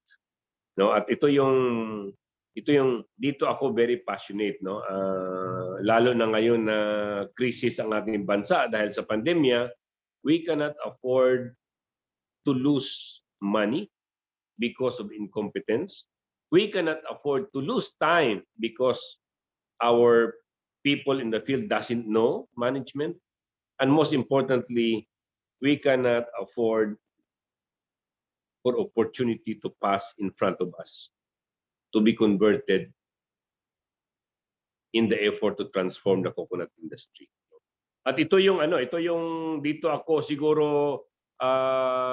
hihinto, no. For example, yung coconut industry value chain mahaba, isang aspeto ng managerial capacity yon. Pero si mayor, for example, no, how do you make sure that si mayor mapapackage niya ng mabuti ang kanyang programa sa baba, sa barangay, mapa-approve niya sa kanyang local development council, and then work hard para mapa-approve niya sa provincial development council, and then work hard again para ma-approve sa regional development council. Kasi pag ma-miss mo itong tatlo, pwedeng maganda ang iyong vision, pero baka hindi lumaki dahil hindi mapunduhan. And with the big picture, of course, of the Coconut Levy Fund, lahat po tayo dadaan sa ganung proseso. And I'm sure ang mga mayors will have this capacity, but what I'm saying is that it has to be almost perfect. How do you mobilize the stakeholders in favor of that big dream of transforming the coconut farming communities from a very poor communities to economically vibrant and resilient families? So ito po ang ilang mga bagay na pumasok sa aking isipan, at siyempre sayang-saya po ako na sa dalawang video, at I'm sure sa 2 other videos featured masyado ang kababaihan, no? Dito ako napapaluha kasi nga yung value chain ng coco sugar, sa totoo lang 90% pag babae pahawakin mo, tatakbo ng husto yan. No, at again, congratulations to the women's of our coconut industry, and maraming salamat po. Magandang umaga po sa ating lahat. Thank you so much. To the host. Thank you. Maraming po salamat. Thank you po. Once again, our first reactor for the day, that was one of the founders of Balay Mindanao Foundation Incorporated. That is Sir Ariel C. Hernandez. Mabalik po tayo sa ating mga success stories. Pakinggan naman po natin ngayon ang kwento ng ating representative from Alabat, Quezon. Siya po ay ang mayor ng Alabat. Pakinggan po natin ang tinig ni retired Major General Fernando L. Mesa.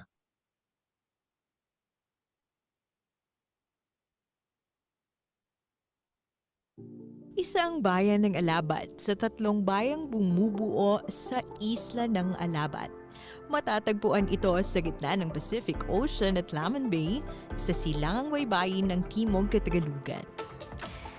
agrikultura at pangisdaan ang pangunahing kabuhayan ng mga alabatin, kaya naman ang pagpapaunlad ng nasabing sektor ang ginawang prioridad ng lokal na pamahalaan sa pangunguna ng kanilang punong bayan, Mayor Fernando Mesa. Higit pa rito, dahil sa kagustuhang mapaganda ang pamumuhay ng bawat mamamayan ng Alabat, lalo na ang mga magsasaka, ay hinangad at sinikap nilang maging isang social enterprise sa pamamagitan ng pagtatatag ng mga agricultural-based local economic enterprises. Noong taong 2013, sinimulan nilang ilatag ang mga proyektong sasagot sa mga hamong hinaharap ng sektor ng agrikultura, lalo na sa industriya ng pagniniyog, kung saan ang karamihan ng mga alabatin ay umaasa.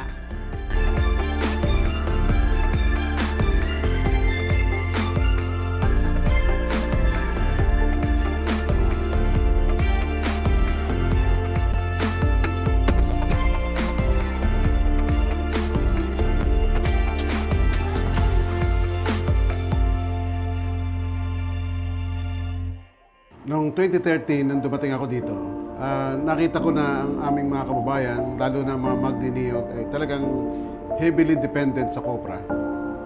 Ang mga farmers ay for every hectare, ay halos ang kinikita nila ay 1,500 pesos per month, which is way below the poverty threshold of 8,000 plus. Talagang mabigat ang challenge because ang mga farmers natin ay para bang tanggap na nila na sila'y mahirap. Hanggang doon lang sila. Kaya nga yung mga anak nila, ayaw nilang maging farmer.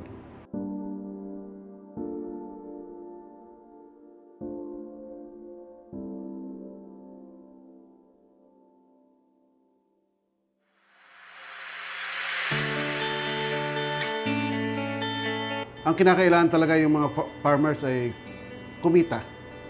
We thought it wise to put up an LGU-Led economic enterprise na kung saan ang mga farmers ay involved sa not only in the production but also in the processing and marketing. Basically, kumikita ang farmers not only from production but also in processing and marketing. To sustain the project, ang lokal na pamahalaan po ay una, nagtayo kami ng association by commodity.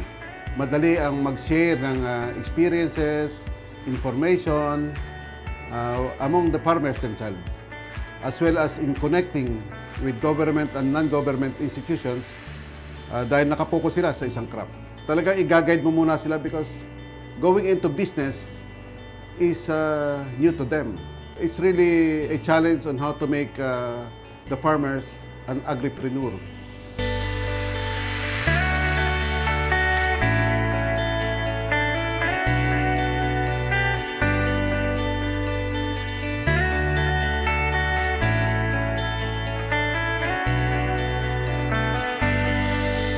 Naumpisahan rin noong 2014 ang LGU-Led enterprise sa pagpoproseso ng cocoa sugar na agad nilang sinundan ng pagbuo ng project proposal sa ilalim ng Cocoa Hub Project ng Philippine Coconut Authority o PCA.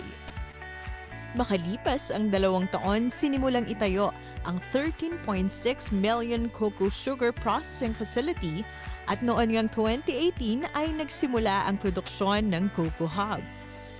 Kasabay nito, pinagsikapan din ng LGU ang pagkakaroon ng International Organic Certification para sa higit 50 ektaryang niyugan. Mula sa maliit na produksyon ng mangilan-ngilang cocoa sugar producer noon, ngayon ay nakagagawa ng 4 hanggang 5 metriko toneladang organic cocoa sugar kada buwan ang nasabing pasilidad. Ang LGU rin sa pangunguna ni Mayor Mesa ang matiyagang naghanap ng buyers ng kanilang produkto at sa kasalukuyan nga ay patuloy na nakikilala ang Alabat cocoa sugar sa merkado dahil sa kalidad nito. Ako po, kahit ako'y mayor, ay ako may daladalang mga sample ng mga produce ng mga farmers at ako nagpupunta sa mga market. Sa tulong naman po ng Panginoon ay nakatagpo kami ng mga buyer ng aming mga products. All the way, hindi naman kami pinabayaan ng mga agencies ng PCA, DTI, DOST DA, Andole.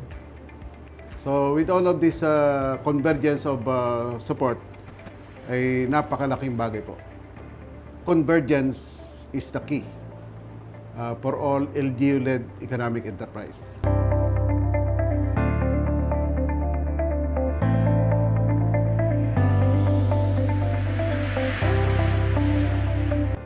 Katulad halimbawa ng ating mga magkakarit. Noong una, kinikwento nila yung mga asawa nila, pag nakakita ng tao, pag tumatago, ayaw makipagkita, ayaw makipagpulong sa eskwelahan. But now, magpatawag ng pulong, nauna na sila. At makikita mo, ibang-iba na ang aura nila. They are happy, their family is happy, at hindi mo makikita sa kanila na sila naghihirap. Dahil they are earning well from this project. So sabi ko nga, ang nyug ay ginto. And there should be no reason why farmers will be poor. Unti-unti na namin itinuturn over sa mga Farmers Association. Because nakita namin na meron na silang kakayanan, they can now be on their own. And sa klase na nga lang ng kanilang mga tindigan ngayon, they can feel the dignity of being a farmer. Nung nagpo-produce na nga kami ng cocoa sugar, ay kitang-kita namin ang pagbabago ng buhay ng aming mga farmers. The changes was exponential in terms of number of employment and income. For 1 hectare, nag-employ kami ng 9 workers and earning an average of 10,000 pesos each a month. At ibang-iba at damang-dama ng tao kung ang serbisyo ng gobyerno ay nailalapat natin sa tao. Maramdaman lang ng mga tao yung paglapit ng serbisyo ng gobyerno. Tataas ang kanilang moral at pagganda ng kanilang buhay, ang dignidad ng ating farmers ay tataas. So, ang isa pang aspeto na dapat nating palakasin ay yung relasyon natin sa Panginoon. Dahil yung iba, pag kumikita na, nakakalimutan na ang Panginoon. Pero kung parating kasama natin ang Panginoon, we will succeed.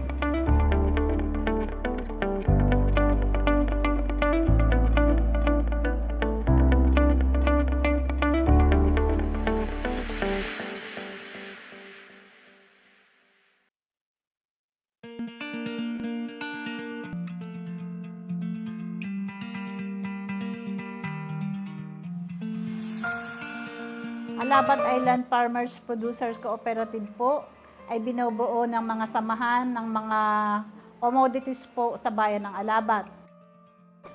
Sa ngayon po ay ang focus po namin ay ang cocoa sugar, ang sili, ang kakao, ang palay, growers din, ang palay din po, at ang BCO.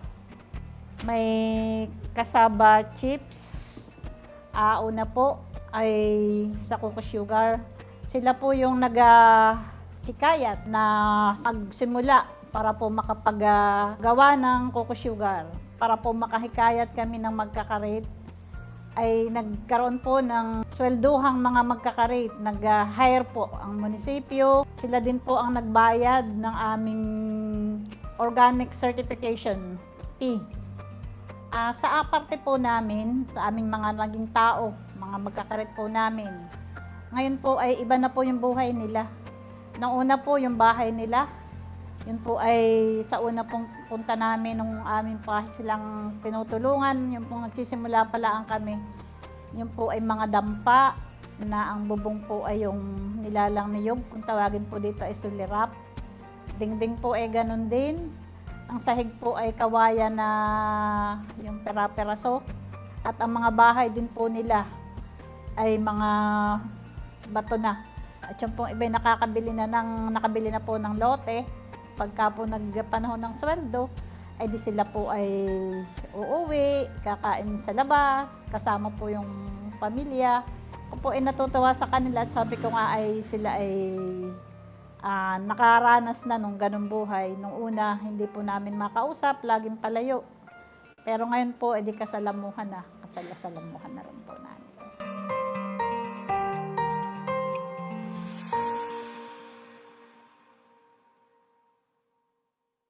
Ako po si Normel Oliveros. Dating nagkukupra, ngayon po mula nung 2017 ay nag-umpisa na akong mangarit. Nung ako'y nagkukupra, ang kita ay hindi permanente. Kuminsan ay maliit, kuminsan ay maganda rin naman.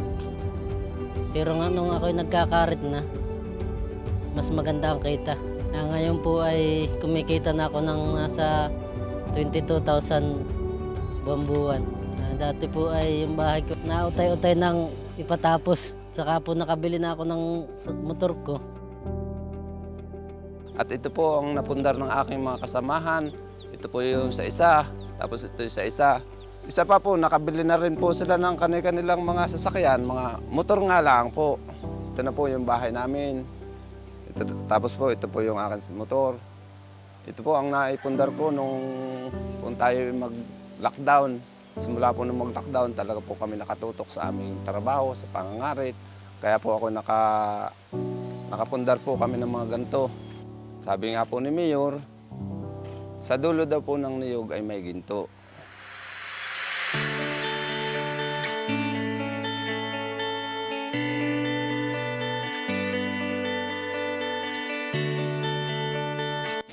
Nang dumating ang pandemya taong 2020, nakita rin itong pagkakataon ng punong bayan upang mabigyan ng hanap buhay ang iba pang alabatin sa pamamagitan ng paggawa ng virgin coconut oil. Noong pong pandemic, noong Mayo, ay si punong bayan po ay nag-isip kung anong pwedeng magawa at matrabaho ng iba pang mga magsasaka. Kaya nag-umpisa po silang magpa-training sa BCO. Nung matapos na po ang pa-training sa buong alabat, ay nagbuo na po ng mga asosasyon, bawat barangay. Sila din po yung naghanap ng mga buyer sa ibang bayan para dire-diretso po yung pagpoproduce ng BCO. At tinulungan din po ang mga farmers, ang mga sa BCO, pagbili ng nuts ng LGU. At ngayon naman po ay gumaganda na yung takbo, ay utay-utay na pong iniiwan ng LGU para yung federasyon na ang mamuno ng samahan ng BCO. At saka po yung mga utensil, yung mga gamit sa pagluluto, tinulungan din po kami ng LGU doon na at tinulungan din po sa pagbili ng mga pangkayod, mga pigaan. Kami po ay parehas na nag-sharing para kung mayroong problema sa kanilang barangay, nagkakatulungan po ang samahan ng federasyon ng BCO sa bayan ng Alabat. Mayroon po kaming toyo na ginagawa dahil doon po sa sabaw ng niyog at saka ginagamit din po naming suka na pinaprocess po, nilalagyan ng mga sili yung suka para maibenta rin po sa market. Masaya po dahil kami po ay dati ay hindi tumutungtong dito sa lupa, ay nung tulungan nga po na LGU ay kami naririto na at nagsasaka na. Saka pala po yung mga sapal ay yung kinukuha din ng LGU at saka yung bao ginagawa naman naming uling. Kaya wala pong tapon sa pag-BCO. Nagsimula po akong ma-engage sa pagpa-farm noong panahon na 2009. Na-engage kami sa iba't ibang mga commodity. Una, stainless bee, coco sugar, and then sa cacao. Ngayon, nakakatuwang bagay na nabubuhay namin ng maayos ang aming pang-araw-araw na buhay, patingin na rin yung pag-aaral ng aming mga anak. Nagsimula kami sa 20 puno ng niyog. Kaming mag-asawa ang kumikilos, kaming mag-asawa nagtatrabaho dito. Kinakarit ko, niluluto naman ng aking may bahay. At kumikita kami ng hindi bumababa sa 1,000 piso sa kada araw. Kaya masasabi ko na ang niyog ay ginto. At nagpapasalamat kami sa PCA kasi sa simpleng pamumuhay namin sa bukid ay nagawa nila kaming turuan o mabigyan ng isang training kung saan itong isang simpleng magsasaka ay maging isang negosyanteng magsasaka. Nang ginawa ng PCA sa Farm Business School na nadaluhan ng aking bahay, ng aking asawa, na i-apply namin sa aming ginagawa sa pang-araw-araw na buhay namin dito sa bukid. Ngayon, ang aming mga anak ay mulat sa katotohanan na ang pagsasaka ay mayroong magandang kinabukasan. Hindi ko sila binabawalan na makapag-aral pero hindi ko tinatanggal sa kanila ang pagsasaka. Ang pagsasaka ang number one na nakikitaan ko na pinakamaganda at pinaka-decenteng trabaho dito sa atin sa ibabaw ng lupa. Nagsimula po kaming maghalaman ng kakao simula noong 2008. Ang tumulong po sa amin para kami makapagpundar nitong cacao plantation na ito ay ang local government unit ng Alabat sa pamagitan po ng tanggapan ng Department of Agriculture. Ganon din ang PCA at doon sa pagmemembro ko, doon ako nakatanggap ng mga benepisyo na galing din sa gobyerno na may mga fertilizer. Po si Francis B. Mercado ng Barangay Buena Vista na dating isang magkakarit na nakapagpundar ng 150 puno na ngayon at may 3 magkakarit sa kasalukuyan. Kami buwan-buwan ay mayroong regular na pagpupulong tuwing huling Webes ng buwan. At dito ay tinatalakay namin ang lahat ng bagay na may kaugnayan sa nasabing proyekto at negosyo. Kami din ay sa kasalukuyan ay nasa transition period na ito take over na sa amin ng CocoHub ang pamamahala. Meron kami ditong 5 GO na ang nagbabayad na ay yung samahan. Ang aming negosyo, ang pagko-sugar, ay masasabi ko talaga na nakakatulong sa komunidad. Yung isa kong magkakarit na si Dennis Milano ay pagpanahon ng peak season, yung kalakasan ng tulo ng tuba, ay sa loob na 1 buwan ay siya kumikita ng 21,000 hanggang 22,000 sa pangangarit lamang. Talagang pangkabuhayan ay naririto. Hindi ka maghihirap. Pagbaba mo sa hapon ay sigurado alam mo na kung magkano ang kinita mo. Pag sa isang farm ay yung lahat ng produkto ay nakuha mo, katulad ng coco sugar, katulad ng coco vinegar, coco jam, ay talagang masasabi natin ginto dahil ang kapalit nun ay pera.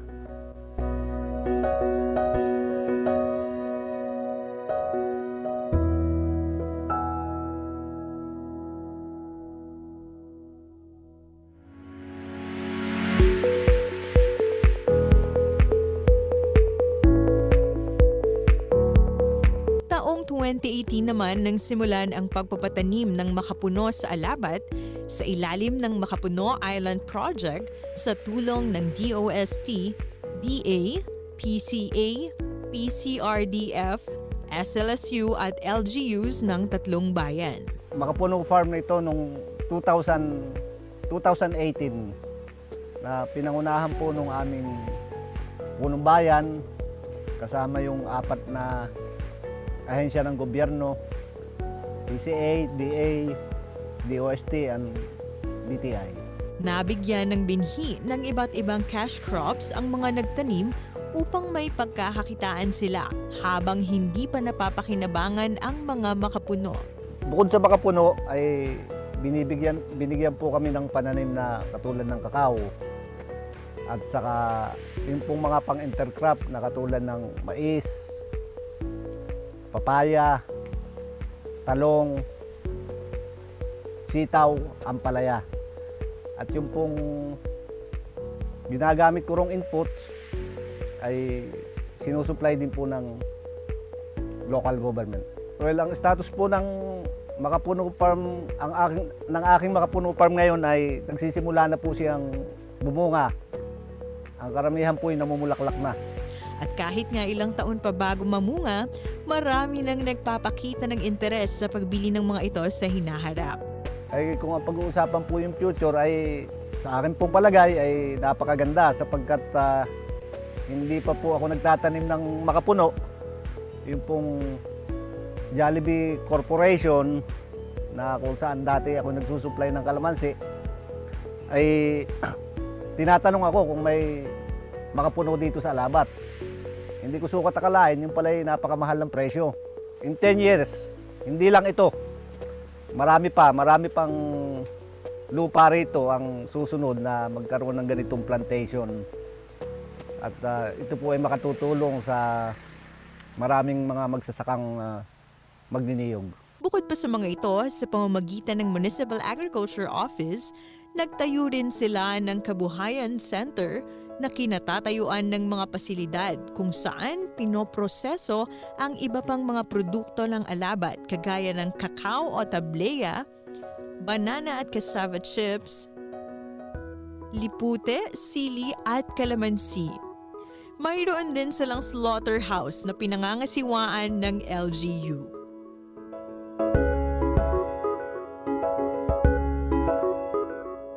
Bago matapos ang 2021, inaasahan ding masimulan ang Phase 2 ng Coco Hub kung saan ay magtatayo ng integrated coconut-based food processing facility.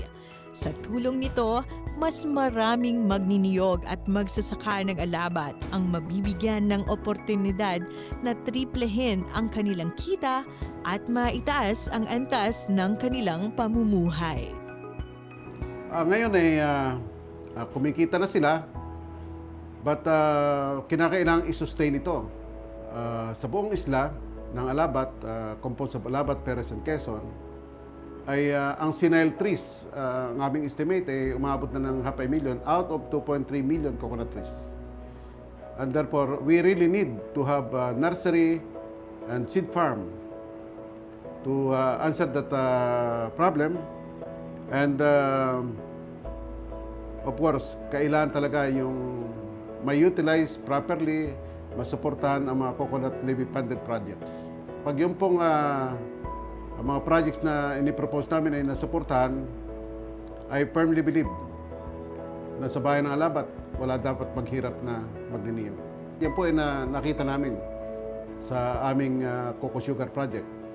And so with the upcoming other projects like Coconut Oil Mill, Integrated Food Processing Center, Makapuno Project, Non-Food Project of coconut trees, malaki pong bagay.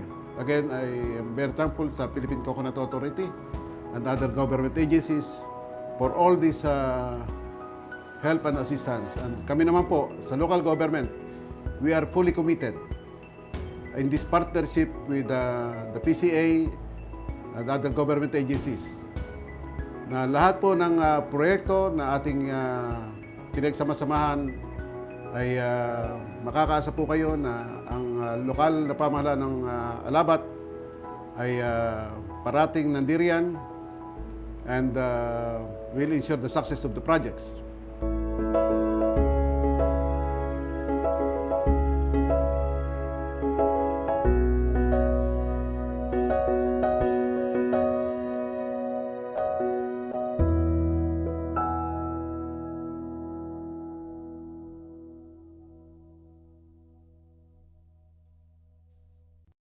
Salamat po. Once more, that was the story of Alabat. Alabat, Quezon. Yan. Buti na lang na-mention ng video kung paano nga ba i-pronounce. At ayun, napakaganda ng storya ng mga mamamayan doon.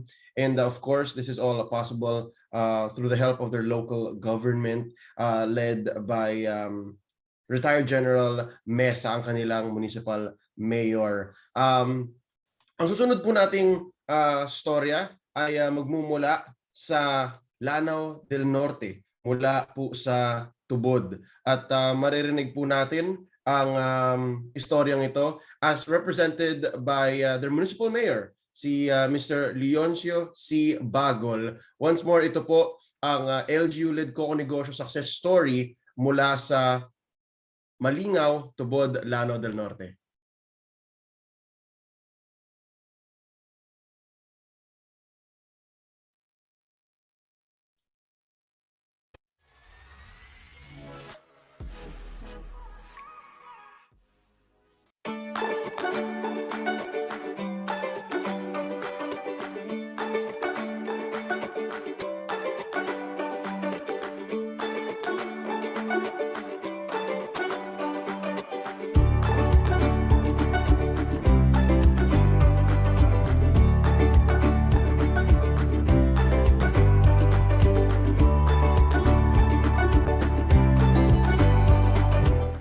ta og sa dili, taas gyud ang tan-aw sa tao sa local government official. Mabarangay, makapitan ka, mamayor ka. So nitabo at the time, pagsugod nako sa impuko, pag bugna gyud namo ini, so wala pang impuko to motor system pa. Di ako nagsugod na nahimo kong barangay captain sa Malingaw. Way back 2002. Paghuman sa 5 years, nindako siya kay himo nga gipadako namo ang tubig. Daghan na nakabenepisyo ni bratong among tubig. So ang nahitabo akong gihimo nga cooperative sa atong 2007. So ang gihimo nako, nakita nako nga sa daghang experience nako suban nga mga organisasyon. Nakita nako ang akong giingon bisan gani sa mga ubang mga barangays, kinahanglan kun dunay association kinahanglan atong tabangan.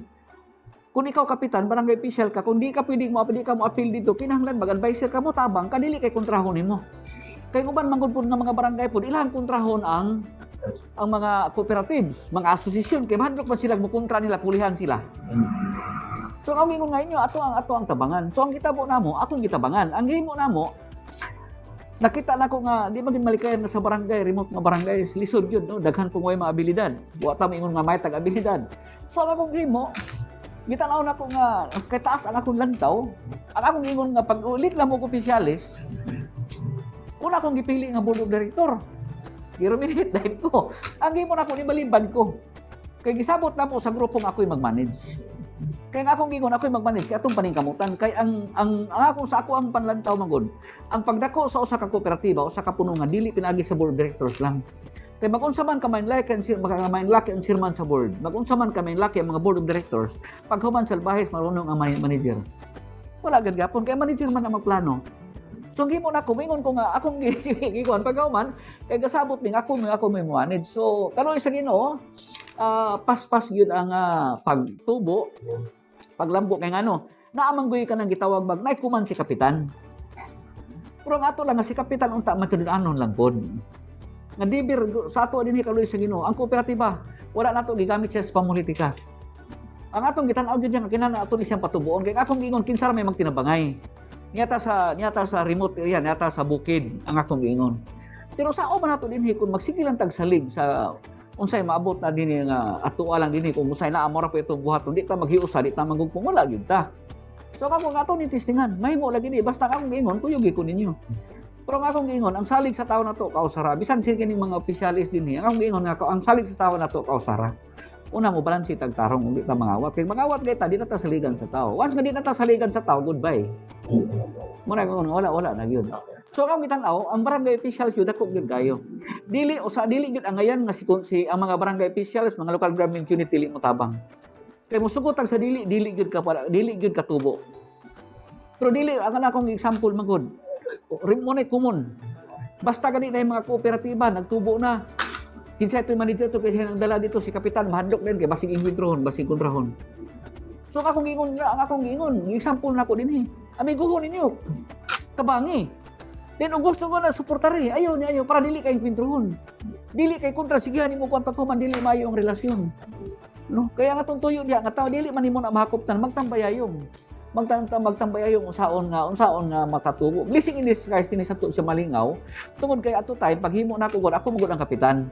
Pero sige na ako nang gingon nila nga dili gid siya pwede nga dili ninyo.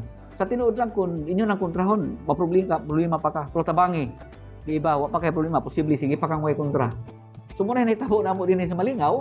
Kasi nakita man po nila nga na-develop paghuman atong gitabangan, makita nga materianon ta. So sa kaloy sa Ginoo sa dili nako igong sa ang imkuko dako kay tipik og kabahin sa akong kinabuhi tungod kay mo siya na akong nahimong stepping stone nga nabot og munisipyo. So pagsugod na namo, nahimo na nga cooperative.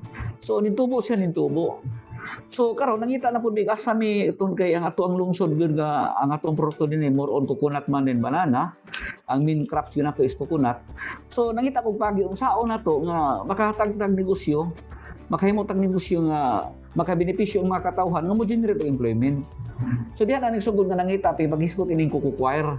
So at that time governor si Kung Khalid at that time MRDP ba. So hatagan mi og gamay kayo nga kwarta. Gihimo na mong building, kaloy sa Ginoo mo itong nakita ninyo dito. Solid gito simento pagkabot sa mabaw trasis kahoy na kay gamay ra man kay kwarta kulang man.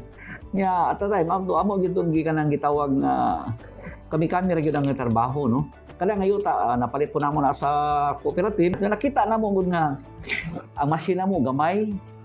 Then at that time, kusog yun noon ang problema ang market.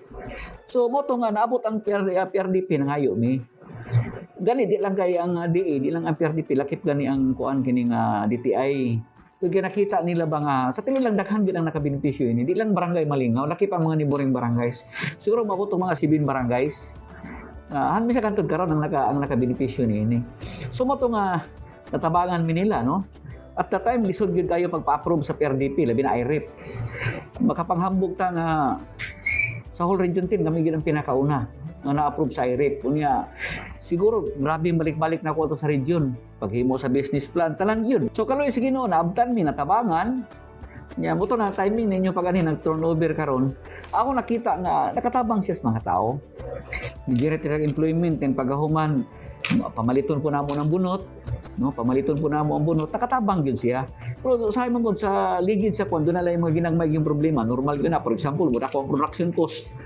Wala ko ang production cost, lumikan kay, at that time, paghimo namo, ang ang kining gitawag na to, bera na to sa kuryente sa Laniko, pagsugod namo, nag-size 50 pa ang per kilowatt hour. Then sa among business plan, umabot og 8 pesos per kilowatt hour. Ang mahitabo, mura namig mag-break even. So karon kay niabot naman og 12 pesos per kilowatt hour. So ang akong gihimo gyud, among gipaningkamutan nga ma-sustain namo. Adto nga time wala na ko dinhi, no? Kana ko sa munisipyo. Ang gihimo nga dili ni siya pwede nga atong i-stop. Kay gigastuhan ni sa gobyerno nya kinahanglan atong i-sustain.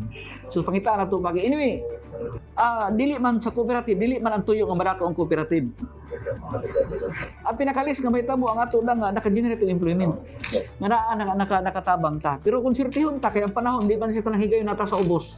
Kung muligid na po, mumahal na po nakakuan, makapawi na po ta. Pero ang ato pinaka-importante nga ato yung i-sustain. Dili kay abi kay natay gamay nga problema nga nasugatan. Mamingon na nitang mo stop. Kaya daghan man ang naghago, daghan po ang nagsakripisyo, no? So karon makita na to, ibalik na po, nikusog na po ang operasyon, pero wag na siya man ma-stop.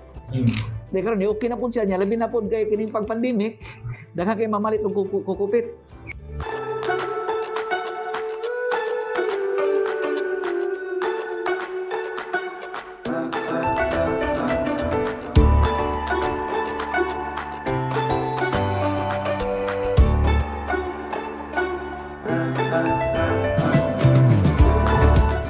Ako dahil si Lucilin, diri sa Madero.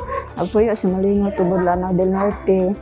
Kaning aming trabaho karon bago pa ni 2011 hantod karon.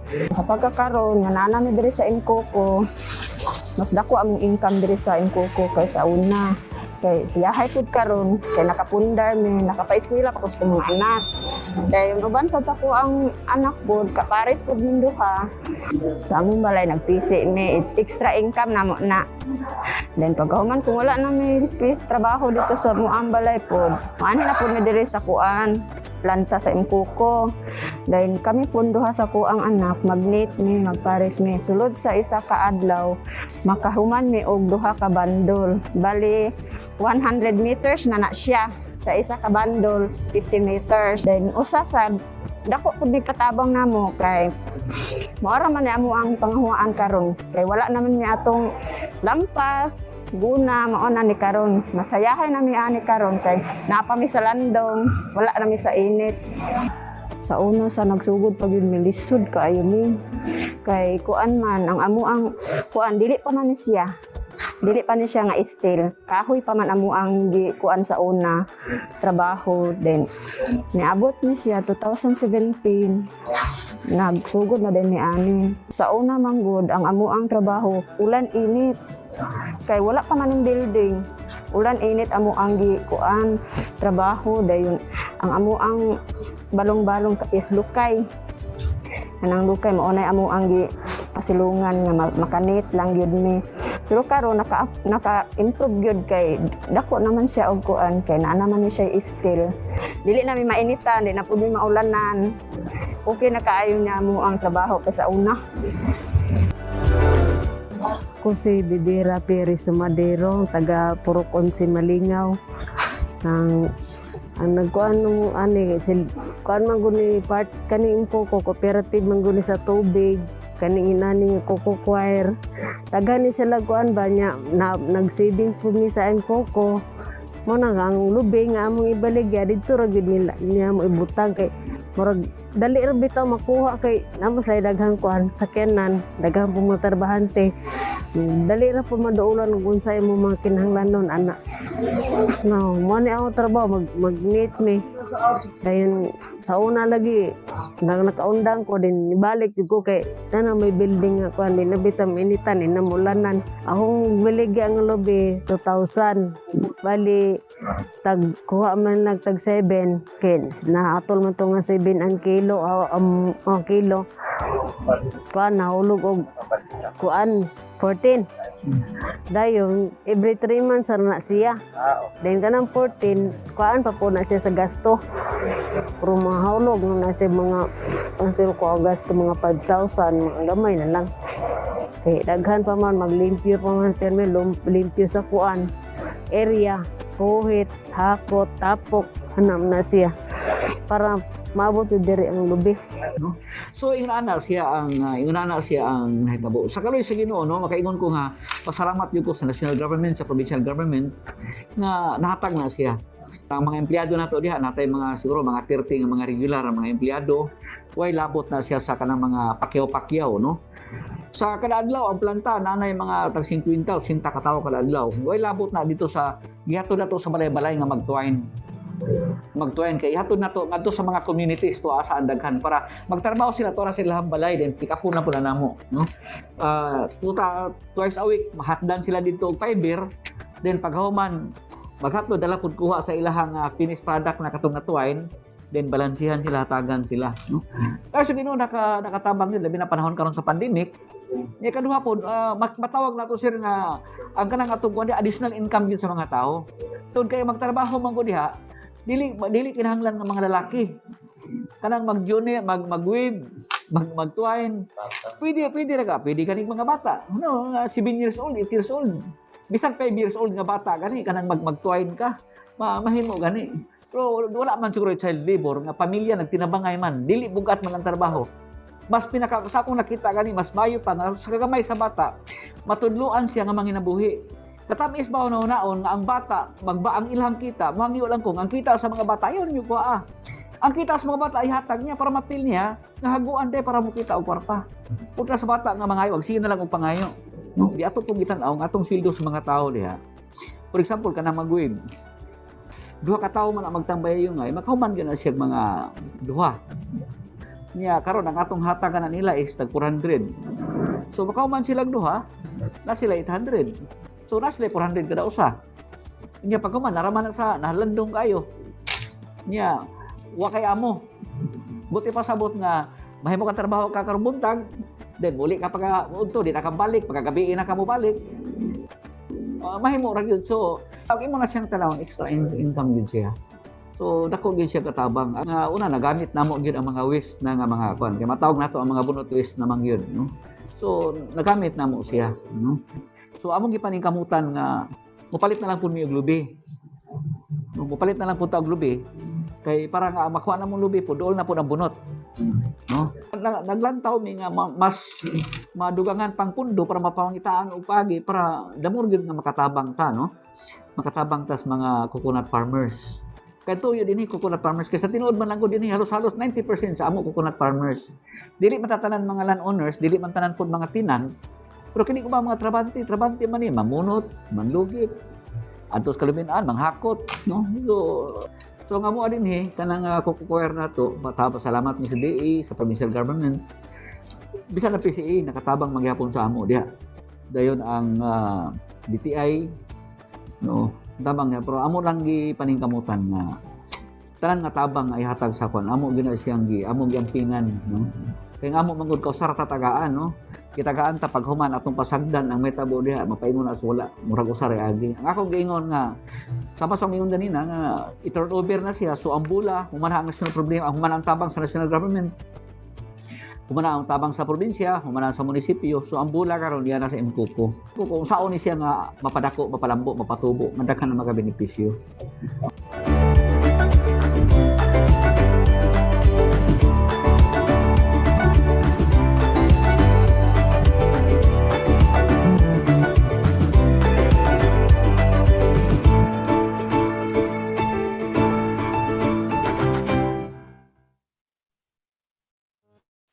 Maraming salamat po, ladies and gentlemen. That was our last success story as presented by the municipal mayor of Malinaw, Tubod, Lanao del Norte in their native tongue. So nakakatuwa po na lokal ang kanilang presentasyon doon. Once more, yun po si Mayor Leoncio, si Bagol mula sa Malinaw. We are first going to go into a quick break. At sa ating pagbabalik dito sa CocoKwentuhan, maririnig po natin ang tugon ng ating reactor para po i-wrap up at i-discuss ang kanyang take sa napanood nating mga success stories. Once more, ito po ang mga local government units at kung paano po sila nakatulong sa mga Coco-Negosyo. Kayo po ay ngayon nandito sa CocoKwentuhan. This is a 2021 webinar series as presented by the PCA. Gusto ko lang po munang batiin ang 235 na mga participants po natin sa Zoom, ang ating mga live viewers sa Facebook at sa YouTube. Tayo po ay magkakaroon ng quick break and magbabalik ang CocoKwentuhan.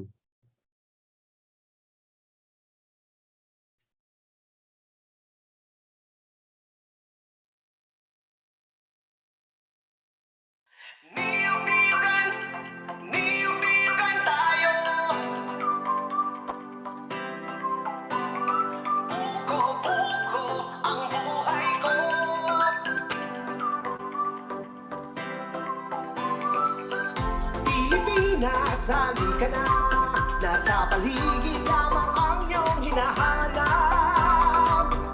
Huwag mag-alinlangan, huwag nang mangamba. Ang puno ng buhay ay pag-asa. Magtanim ka lang ito, tiyak ikaw ang siyang panalo. Walang matatalo, ito ang sigurado. Ang puno ng buhay ang ating pag-asa. Halika na, magtanim at simula.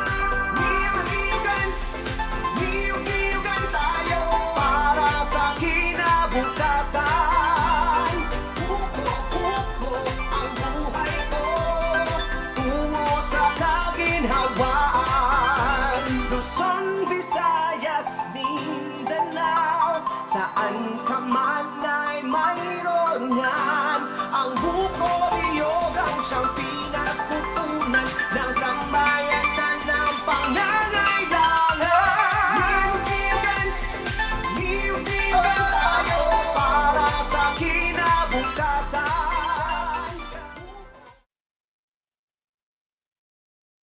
Niyog-niyogan tayo.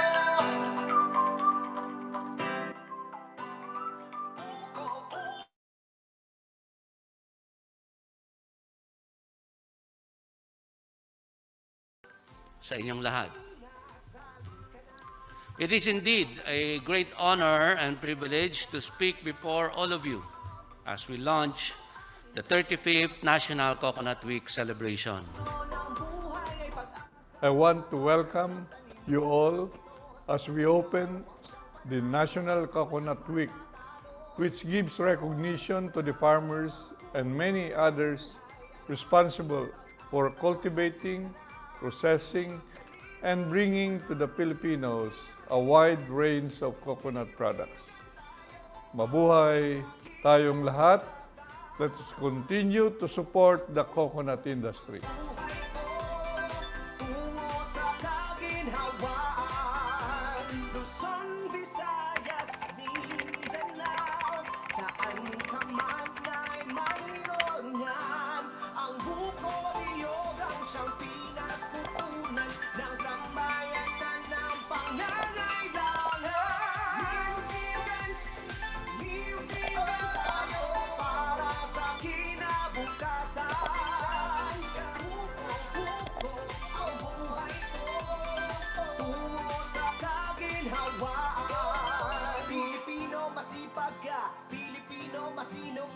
Simpleng bagay, pagyamanin, palaguin at ibigin. Huwag matakot, mangamba, siguradong panalo ka. Masaganang niyugan patungo sa kaginhawaan.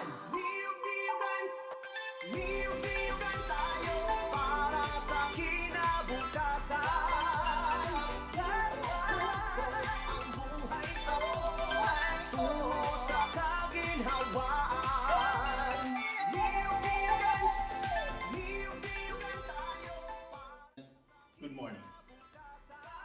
First of all, I congratulate the Philippine Coconut Authority for bringing together all stakeholders in the coconut industry to discuss the way forward at this critical time. I look forward to the outcomes of this forum. I am sure they will help enrich the plans that are being drawn up for this challenged industry. I congratulate the Philippine Coconut Authority and all the industry stakeholders on this 35th National Coconut Week commemoration. Thank you.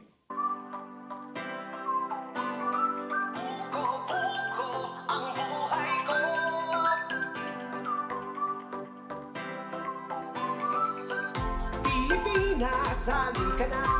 Nasa paligid lamang ang iyong hinahanap. Huwag mag-alinlangan, huwag nang mangamba. Ang puno ng buhay ay pag-asa. Magtanim ka lang ito, tiyak ikaw ang siyang panalo. Walang matatalo, ito ang sigurado. Ang puno ng buhay ang ating pag-asa. Halika na, magtanim at simula. Niyog-niyugan, niyog-niyugan tayo para sa kinabukasan. On behalf of the Department of Trade and Industry, we'd like to congratulate the Philippine Coconut Authority to host the 35th National Coconut Week celebration. There are vast opportunities that can be found in the country's coconut industry, and our team at the Export Maritime Bureau, as well as our Foreign Trade Service Corps, will be glad to assist you in any way. While we are confident that the Philippine coconut industry will become one of the engines of inclusive economic growth, we hope that our international guests will do business with us, especially as we build back better in a post-pandemic future for the Philippines. Thank you very much. Mabuhay po tayong lahat, and again, congratulations to PCA. Magandang araw po sa inyo lahat. Mangamba, siguradong panalo ka. Masaganang niyugan patungo sa kaginhawaan. Niyug-niyugan, niyug-niyugan tayo para sa kinabukasan. Ang buhay ko tungo sa kaginhawaan. Niyug-niyugan, niyug-niyugan tayo para sa kinabukasan. Ang buhay ko tungo sa kaginhawaan. Niyug-niyugan, niyug-niyugan tayo para sa kinabukasan. Ang buhay ko tungo sa kaginhawaan. Niyug-niyugan, niyug-niyugan tayo. Buko-buko ang buhay ko.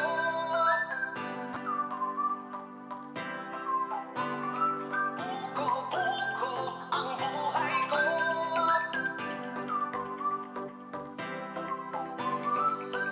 Pilipinas, halika na.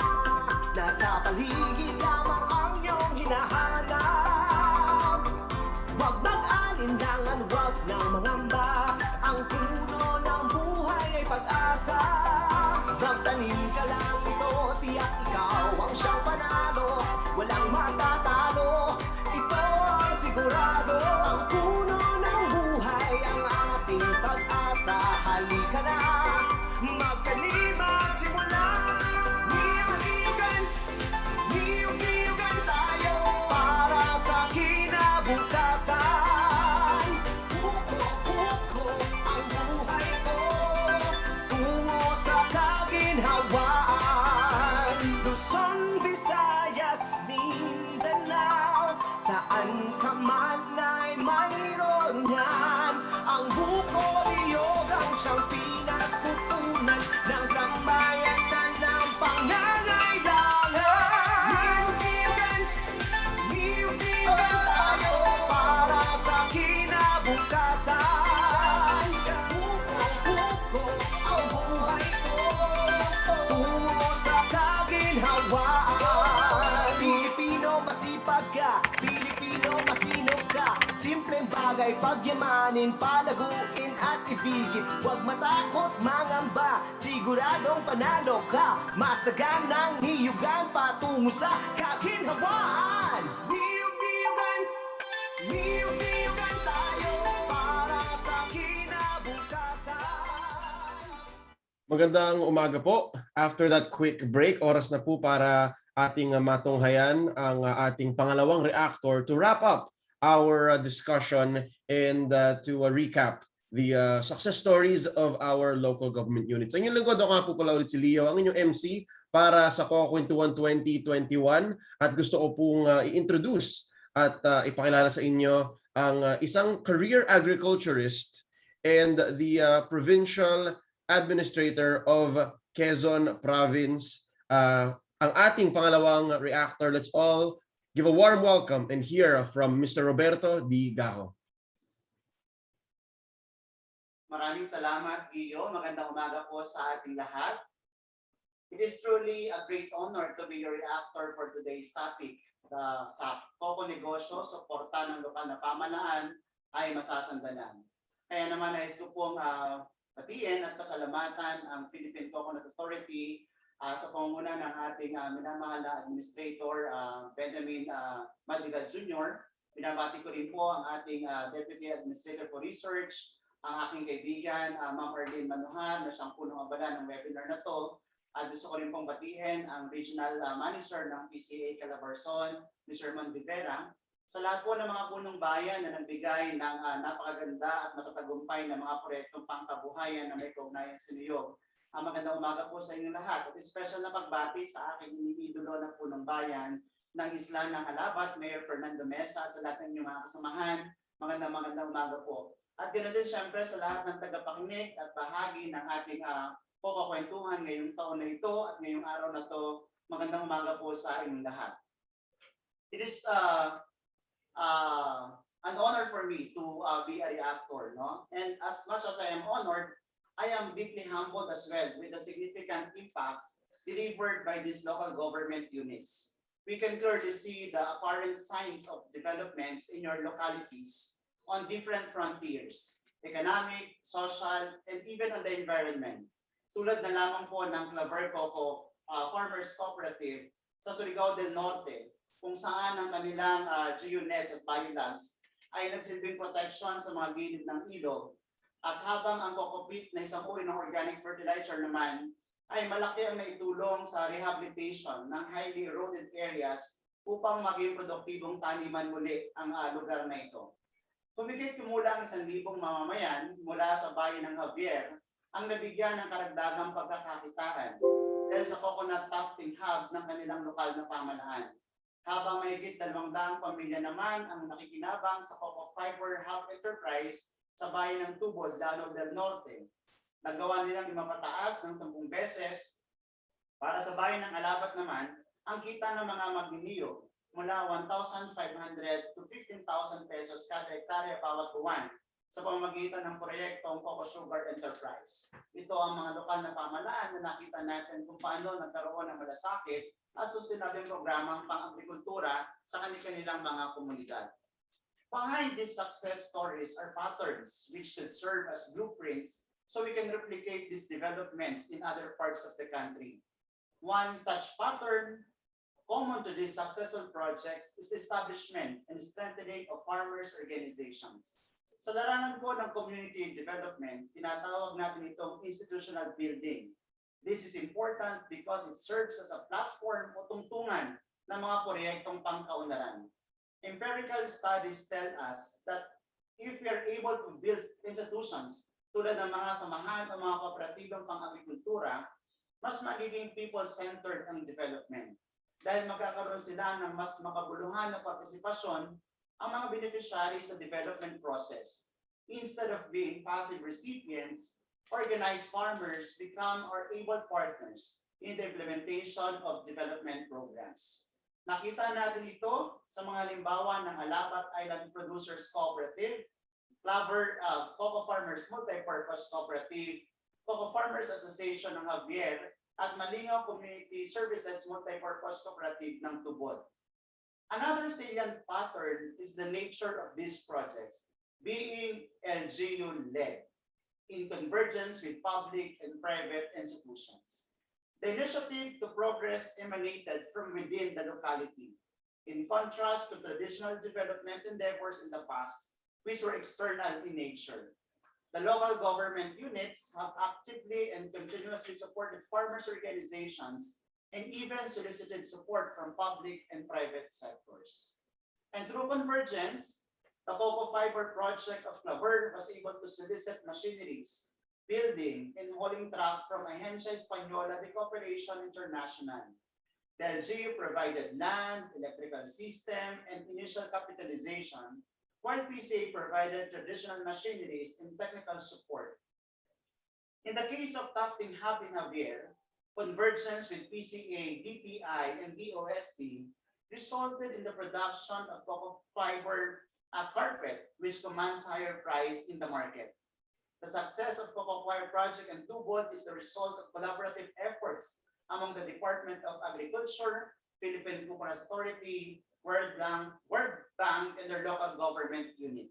And finally, the experience of Alabat in their Coco Sugar enterprise has then and again reiterates that convergence is the key towards development.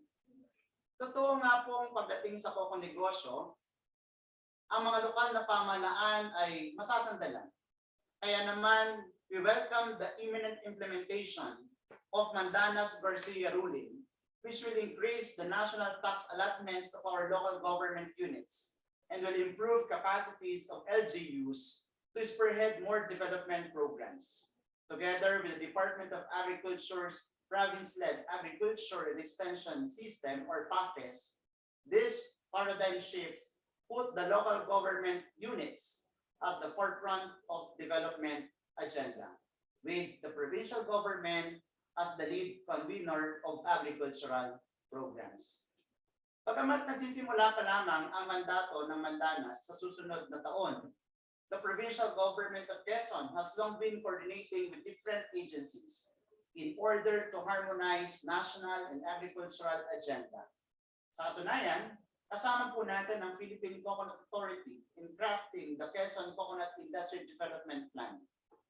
Pagdating po kasi sa niyog, Quezon ang nangunguna sa ating bansa with an average annual production of 1.4 million metric tons of nuts. Pagniniyog ang isa sa pangunahing kabuhayan dito sa lalawigan ng Quezon, with more than 70% of Quezon's agricultural lands devoted to coconuts and almost 250 Quezonians engaged in coconut farming. Nais ng niyog ang aming comparative advantage. And through the Industrial Development Plan, we want to transform this comparative advantage into competitive advantage. Quezon's main strategy to achieve this is through the implementation of a complete range of interventions, from processing and from organizational development, production enhancement, mechanization, processing and product development, down to enterprise development and marketing. I'm glad to know that these intervention approaches were given emphasis by our keynote speaker, Cabinet Secretary Carlo Alexi Nograles. These initiatives are being implemented by the Coconut Development Division under the Provincial Agriculture Office. Kami lang po sa buong rehiyon ng Calabarzon ang mayroong division na nakafocus sa coconut industry. These interventions are implemented through convergence with the national government agencies, local government units, private institutions, and the academy, with the end goal of transforming the whole value chain of coconut.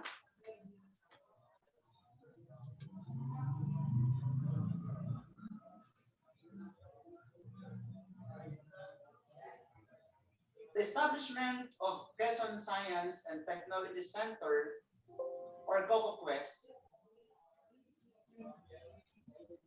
in Catanawan, Quezon, can be considered as a paragon of convergence.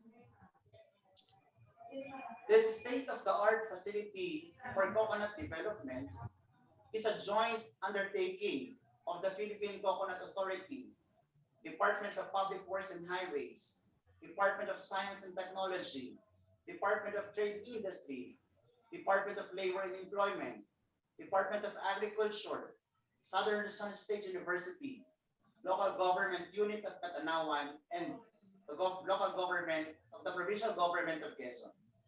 The establishment of CocoQuest was a brainchild of former Governor, now Congressman of 2nd District, Quezon Congressman David Suarez, and the incumbent Governor Danny Suarez. CocoQuest features facilities such as greenhouses, nurseries, and laboratories meant for the production of high-yielding coconut varieties.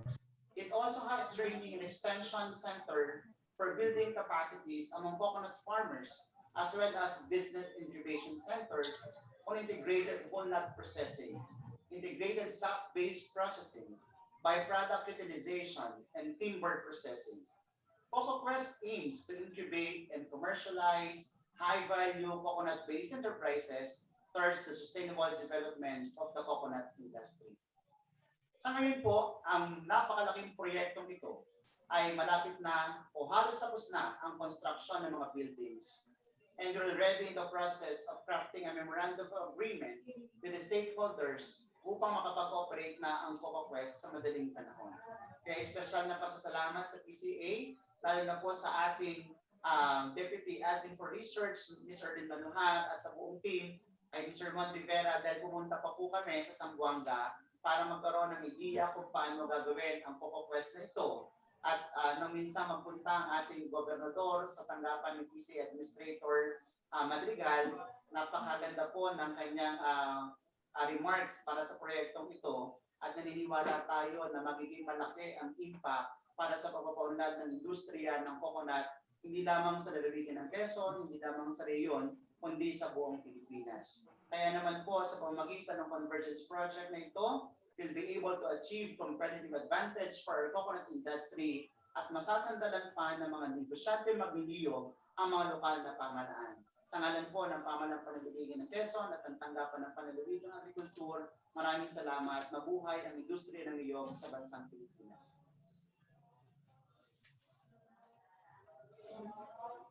Thank you po so much, ladies and gentlemen. Once more, our reactor, that was agriculturist and provincial administrator of Quezon Province, Sir Roberto D. Gajo. Ladies and gentlemen, bago lang po natin buksan ang ating Q&A segment, paalala ko lang po na sa pagsali po natin sa ating webinar, alam nyo naman na po yan that we are doing it via Zoom. Just follow our address, follow the instructions, and during the open forum, if you wish to ask questions, kindly click the raise hand icon located at the middle of the lower panel of your screen. Antayin nyo lang po na ma-acknowledge po tayo dahil kayo po ay papasok ng ating rapporteurs at moderator. At ang mga questions po natin, pag pinadala po natin sa Q&A segment or sa chat, sila rin po ang mag-aangat sa inyo. Okay? Once po na iangat po tayo for the video audio question and answer, please turn on your camera and unmute yourselves. At yung mga raised hands po, dyan po natin kukunin. Meron po tayong video na ipe-play dito para po ma-explain ang inyong mechanics.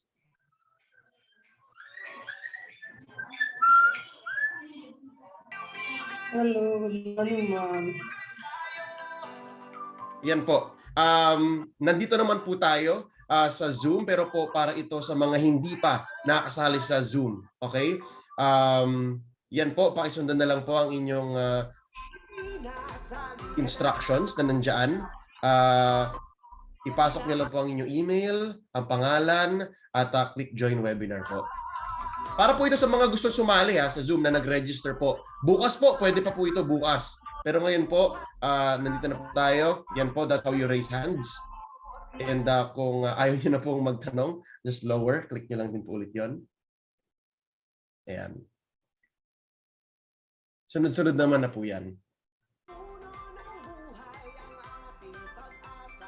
Yan. Kapag kayo po ay na-prompt at acknowledge, unmute na lang po.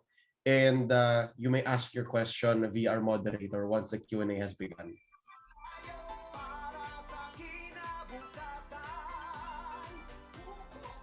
Yan. Pagkatapos po nito ay may mute na po kayo dahil sasagutin na po nung mga topic experts at nung mga acknowledged personnel and guests yung inyong tanong.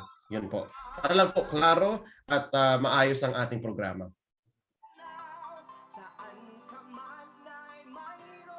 Yan. Pwede niyo pong itanong via Q&A box din po. Yan po ang narito. Nasa Zoom niyo po yan. So Q&A, type nyo po. And pwede rin nyo naman po itanong anonymously kung ayaw nyo pong ma-acknowledge pero gusto nyo po pa rin matanong. Yan.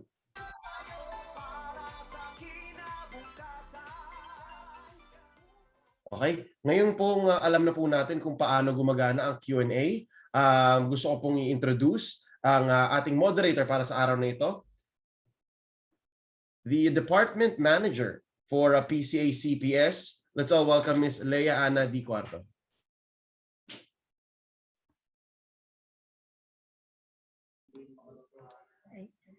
Good morning po. I will be your moderator today.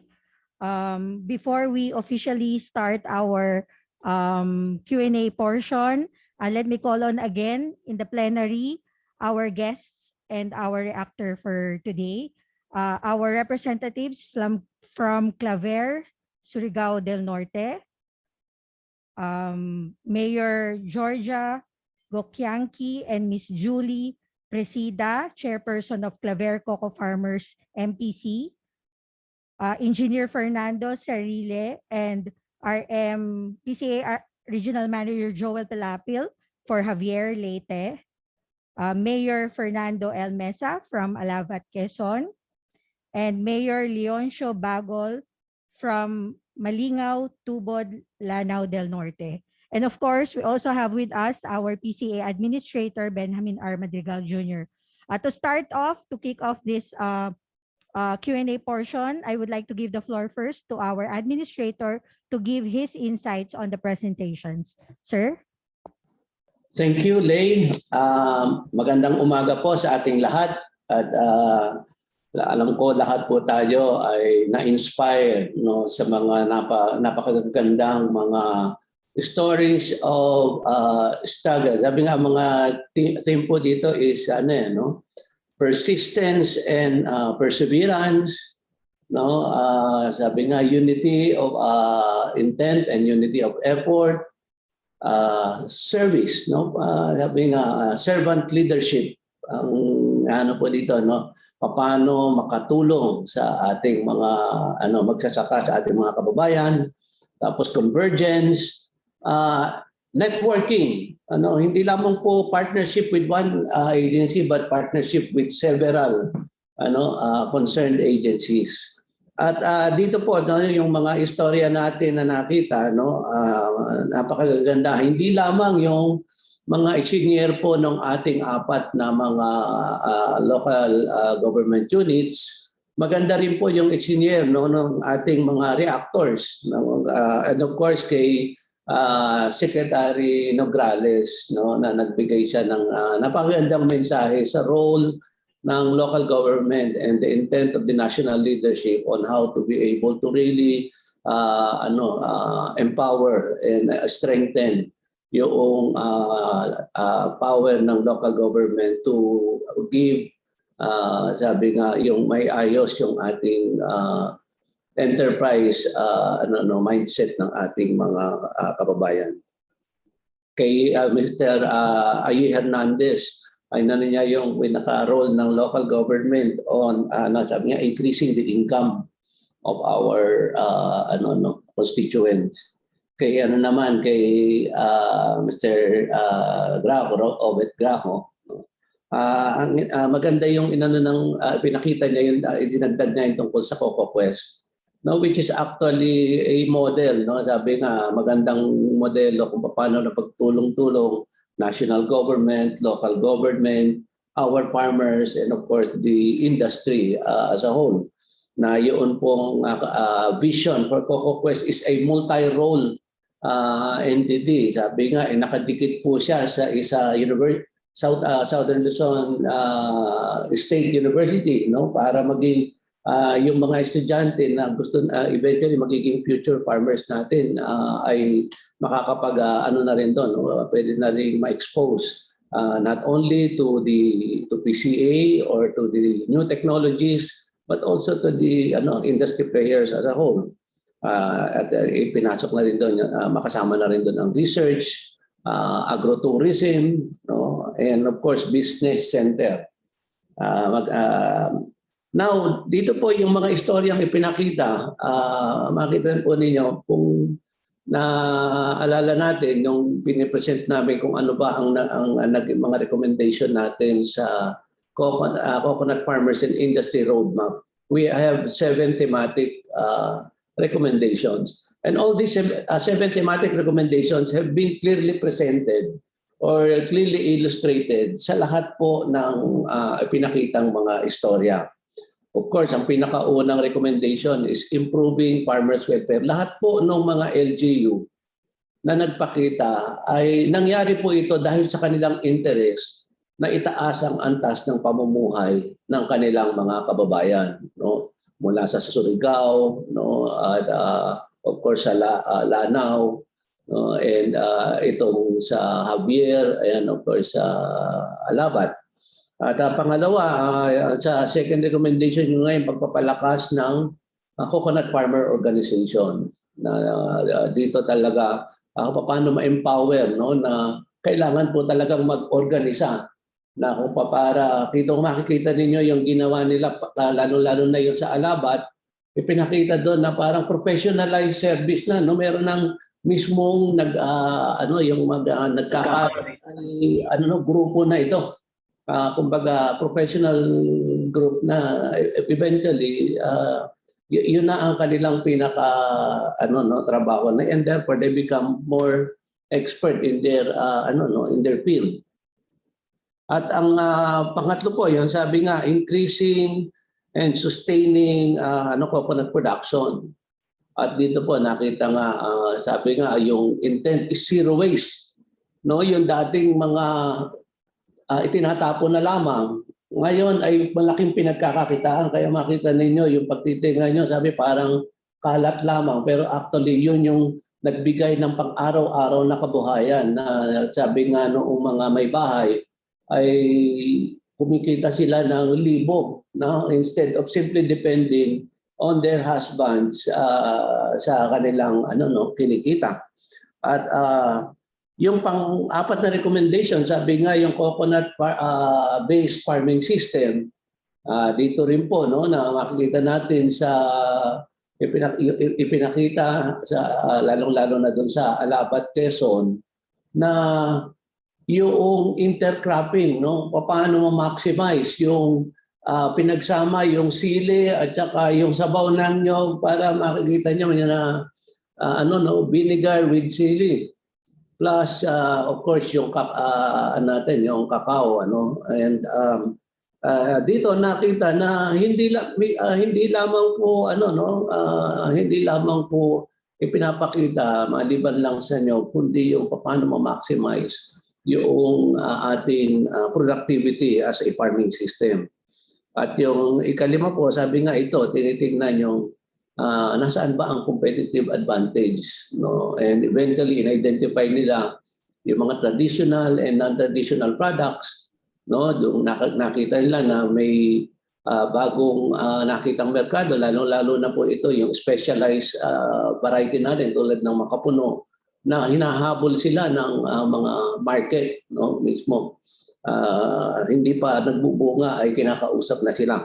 At yung number 6, yung tulong po ng Department of Trade and Industry, ng Department of Science and Technology, no, yung para po maiayos yung ating trade and marketing. And of course, Department of Agriculture and the local government, na sila na mismo ang namamahala, naghahanap ng pagbebentahan at nagsasaayos ng packaging and marketing of their products.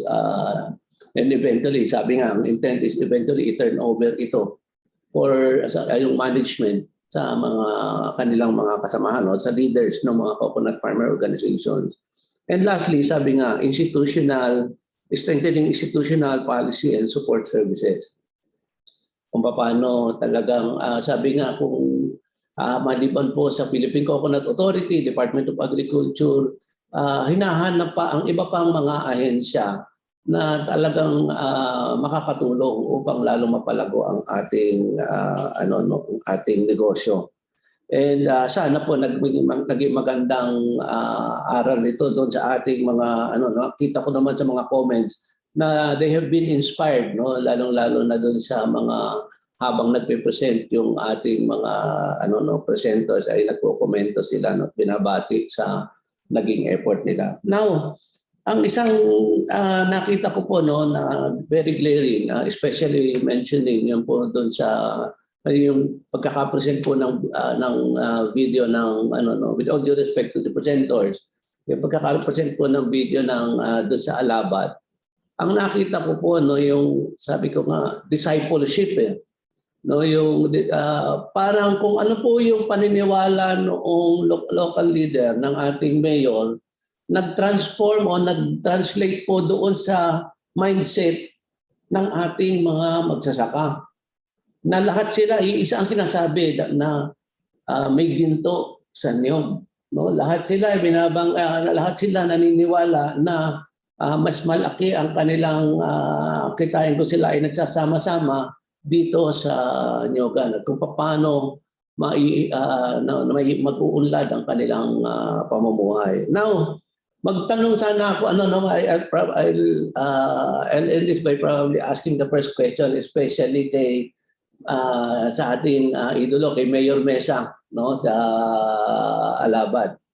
I asked him this question before kasi sabi ko, Sir, I was told, no, when I was also attending some other fora with Mayor Mesa, nabanggit ni former NEDA Secretary Sel Habito na 3 years ago, dahil nga po nabanggit na 3 silang munisipalidad dito sa island, actually 3 island municipalities na magkakatabi. Sabi ni Dr. Habito, 3 years ago, pare-pareho sila halos ng level ng income, municipal income, yung gross value added nila. But after 3 years, multiply po ng 300 times. Kung sabihin 3 times, nag-increase yung gross value added ng Alabat. And naiwan niya yung 2 katabing munisipyo. Kaya binabanggit ko kay Mayor Mesa, Sir, how do we expand to make sure na yung mga katabi nating munisipalidad ay masama nating mayangat para ito ay maging island economy na o island enterprise. And I would like to ask, ano sa palagay niyo, Sir, ang way forward natin plus ano ang kailangan para mangyari yun? May we ask Mayor Mesa about that. Thank you.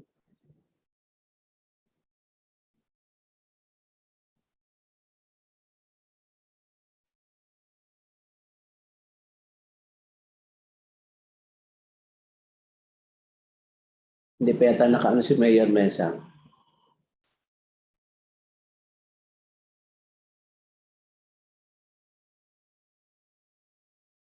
Lay? Ayan. Pero wala silang lay. Okay. Hello, narinig na po ba ako? Yes, sir. Narinig na po. Narinig. Wala lang pong video. Paki-open lang po yung video. Ayan, sir. Nakikita ka na namin. Okay. Magandang tanghali po sa inyo lahat. Congratulations po sa CocoKwentuhan program na ito. Tungkol po doon sa how we will be able to expand and help the neighboring municipalities. Kami naman po ay nag-uusap na 3 mayor at ang sabi nga na sa amin ay kung anong ginagawa natin, ay gagawin din nila. But just the same, Yung pong aming mga commodity associations, katulad halimbawa ng cocoa sugar producers, ay nag-accommodate po, ina-accommodate po namin yung mga cocoa sugar producers ng Perez at Quezon. However, they have to follow the protocol. They have to follow the discipline being followed by the association. Importante po yun dahil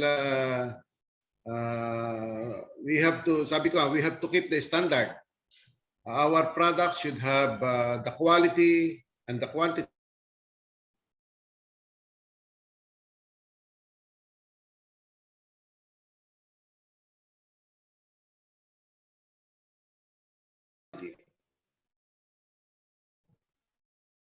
So, ito naman ay susunod sila the discipline. For example, very strong ang ating effort na ma-maintain natin yung ating organic certification. And therefore, before an organic certification can be issued, there are lots of documentation required. Lahat ng ginagawa nyo ay may record, including yung mga ano bang mga kagamitan ginagamit nyo, it should be within the rules. So, yun po. And then, sabi ko as an island economy, magkakatulungan kami dahil katulad halimbawa, itatayo nating oil mill. Ang plano namin dito ay talagang the 3 municipalities will benefit from that. At meron na rin kaming kausap na mga market para sa produce nito. And knowing the market, we will have a better price of coconut for our farmers. So, ganun po. Importante kasi yung discipline Importante yung protocol to be followed by everyone. And nakikita ko naman sa mga farmers na pagka kumikita sila, talagang they follow properly. Salamat po, Dea. Salamat po. Lay? Yes, thank you, sir. So we continue on with our question and answer portion. First of all, I would like to emphasize po na talagang napaka-importante po ng role ng local government in the development of the local coconut industry in their respective jurisdictions.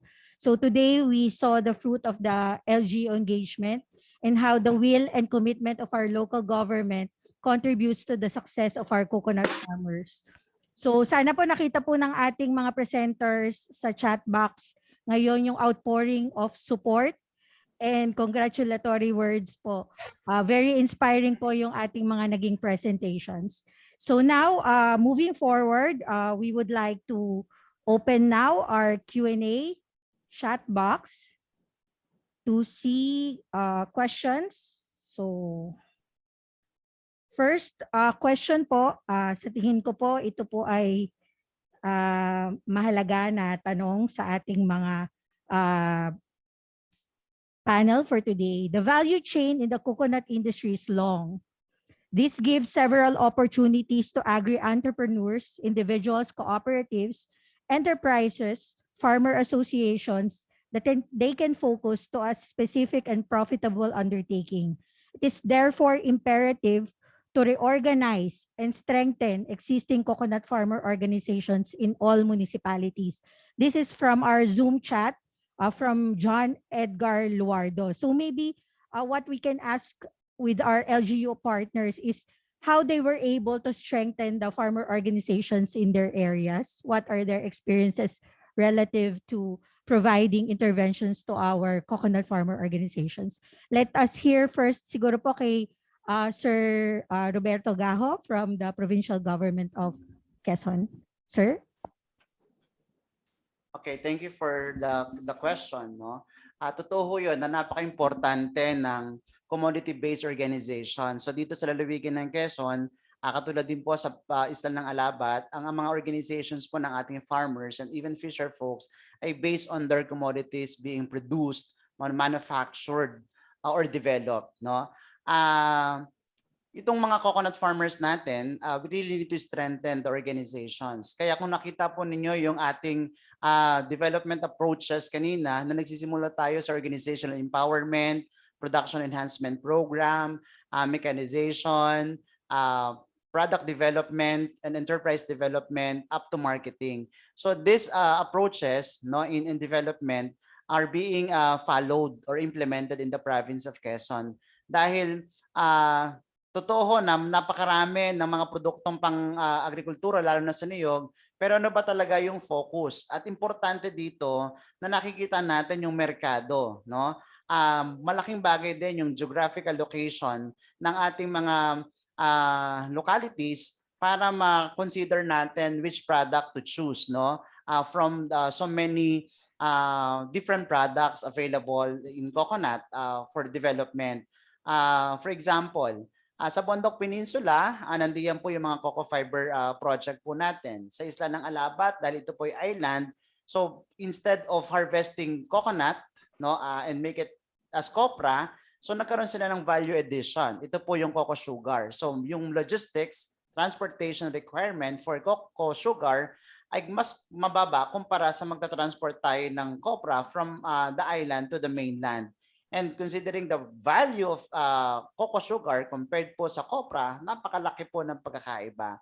So, ang kinakailangan dito sa mga coconut organizations natin ay guidance from the local government units and national government agencies kung paano mapapakita sa kanila ang potential ng isang produkto mula sa niyog, kung anong skills ang available o dapat pang-enhance sa community para mas maintindihan at mayakap nila to. So importante na may consultation at may establish natin yung ownership sa proyekto nitong ating mga coconut-based organizations upang sa ganon hindi nanggagaling sa taas lamang yung plano, kundi nagkakaroon ng konsultasyon mula sa hanay ng mga future beneficiaries or recipients ng ating programang kabuhayan mula sa coconut.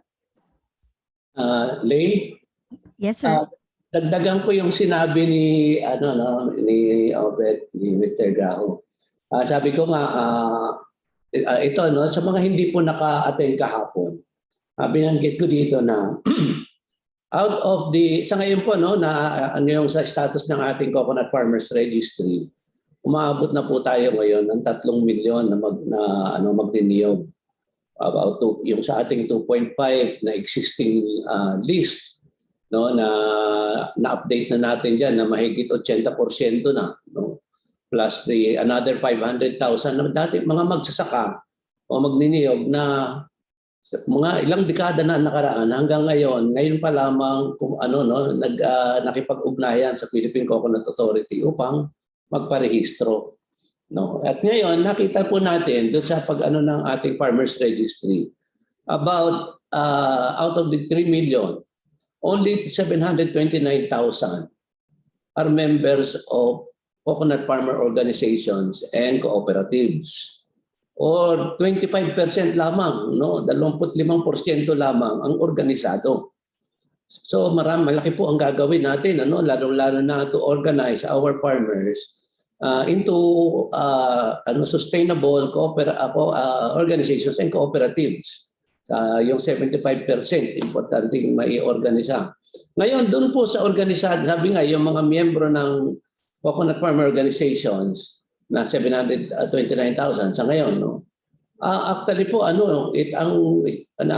total organizations ng coconut sa ngayon ay about 11,000. A little over 11,000 organizations and cooperatives. And out of the 11,000, 9,000 lamang ang aktibo. Out of the 9,000, 6,500 lamang ang kumpleto ng dokumento. Aktibo at kumpleto ng dokumento. Sabi nga, paano ka makakapag-engage sa merkado kung kulang ang iyong papeles, lalong-lalo kung diretsong nakikipag tayo ng ating produkto. So importante At ayon sa ating Cooperative Development Authority kahapon, 1,000 lamang yung nasa listahan nilang ng CDA na coconut farmers cooperative.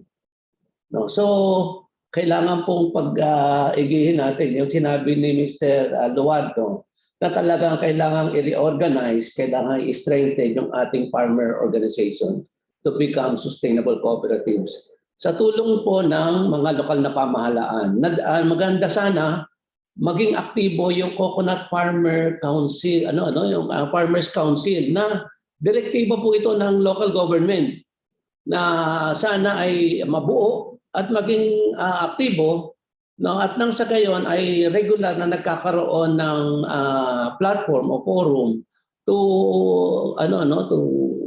orchestrate yung kanilang activities. Sabi nga kanina doon sa isang presentation, no, sa Alabat, linggo-linggo sila nag-uusap.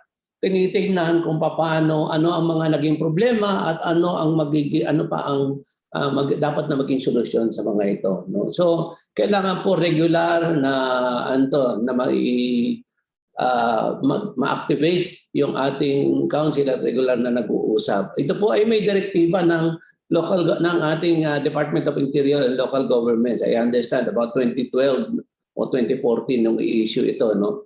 Na sana po ay mabuo ng ating mga lokal na pamahalaan.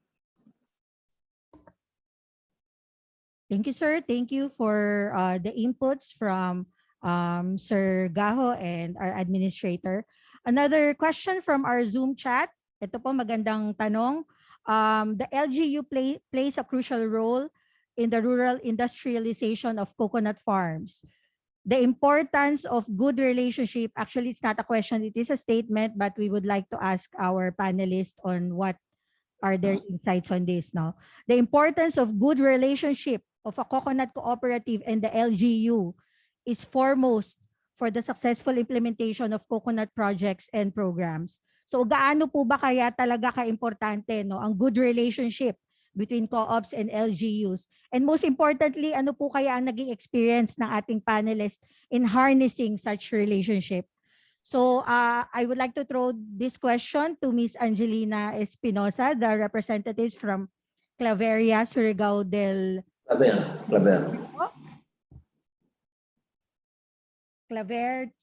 Norte. My apologies. Ma'am Angelina, ano po kaya ang naging experience natin in is harnessing good relationship between the co-ops and the LGUs?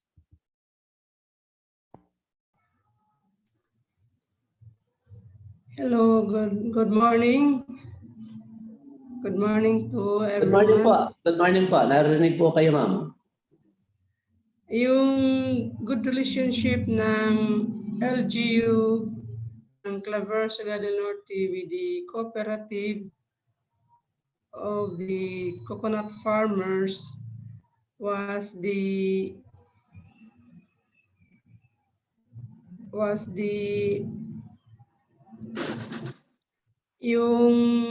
yung service oriented ng LGU ng Claver at yung mas maraming funds yung LGU na kayang mag-support ng kahit na million projects sa mga cooperatives. Kasi yung local government ng Claver is service-oriented at gusto matulong na anong sektor ng mga farmers. At saka yung availability ng funds na kayang ibigay para sa kaunlaran ng mga cooperatives at saka makapagbigay through the cooperatives makapagbigay ng livelihood para sa mga coconut farmers at saka yung sa mga non-coconut farmers, household ng mga kababain, yung sa mga women sector. Yun ang magandang relationship, yung nakalink kasi yung LGU ng Claver ay service-oriented, talagang may concern at gustong mapaabot yung LGU to the farmers through cooperatives. Yun. Maraming salamat po. Thank you very much, Ms. Angelina Espinosa of Claver, Surigao del Norte. Can we ask another panelist po if they have additional insights on the question provided? Yes, Mayor Mesa, can you, the floor is yours po.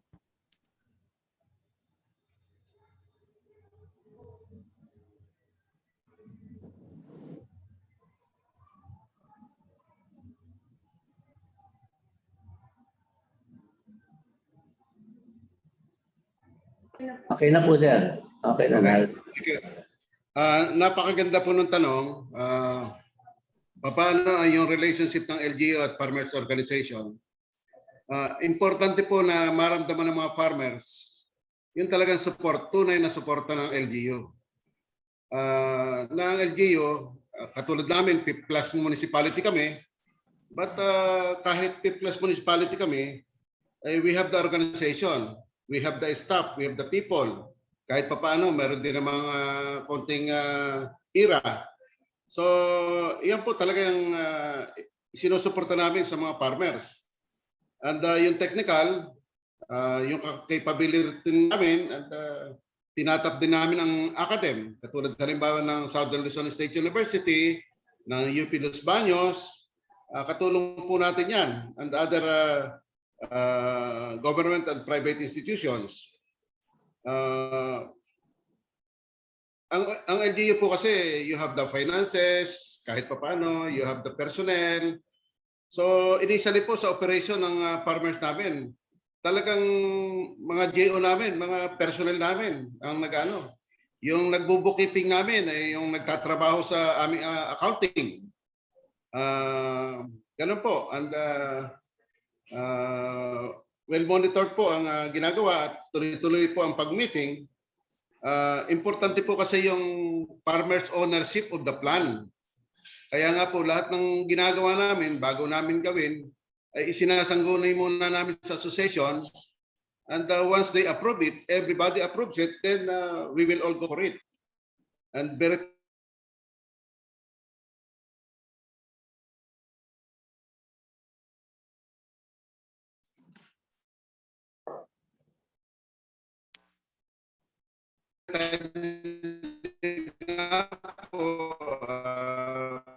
salamat po kami at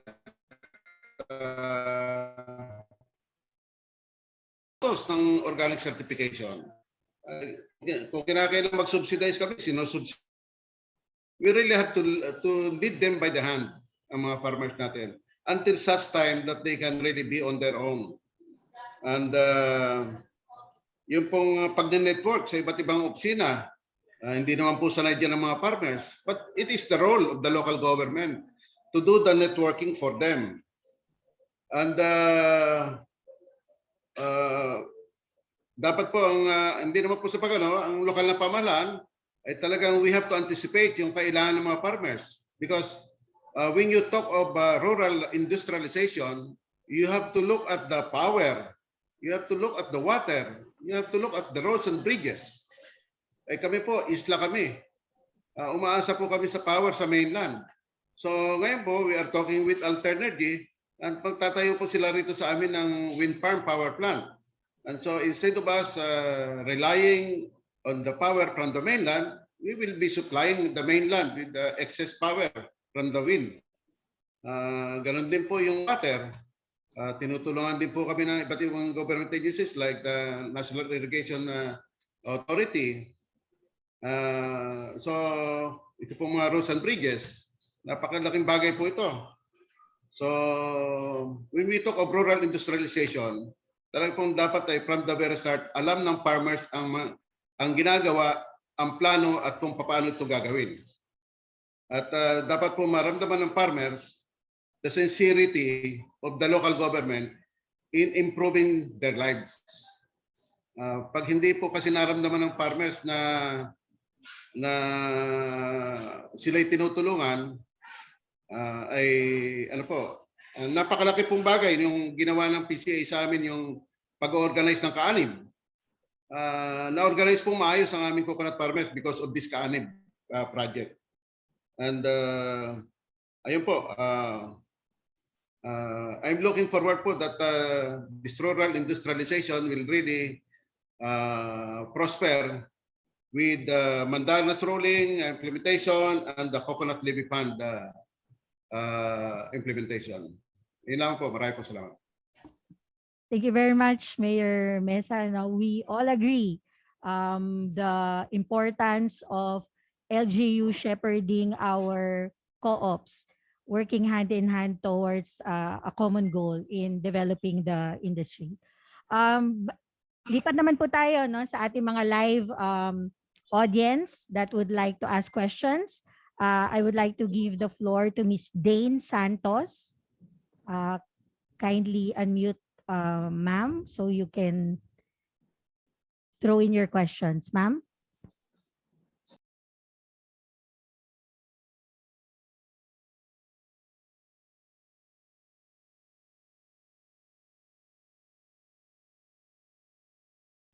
Ms. Dane Santos. So kung wala pa po siya, can we move on to Ms. Dina Masa? Ma'am, the floor is yours po. Hello, good afternoon kay Mayor Alabat. Oo, very commendable yung Coco Sugar project ninyo. Oo. In fact, mga 2010 ba yun, pumunta ako kay Mayor dun sa Mayor ng Perez. So nag-start pa lang sila matuto Coco Sugar. Actually, dumaan sila talaga sa maraming problema bago naging, yun, nakita ko successful na pala. And I believe si Mayor Mesa is very instrumental in the progress of the enterprise. Ako naman gusto ko lang malaman based dun sa operation ninyo is more on the processing side.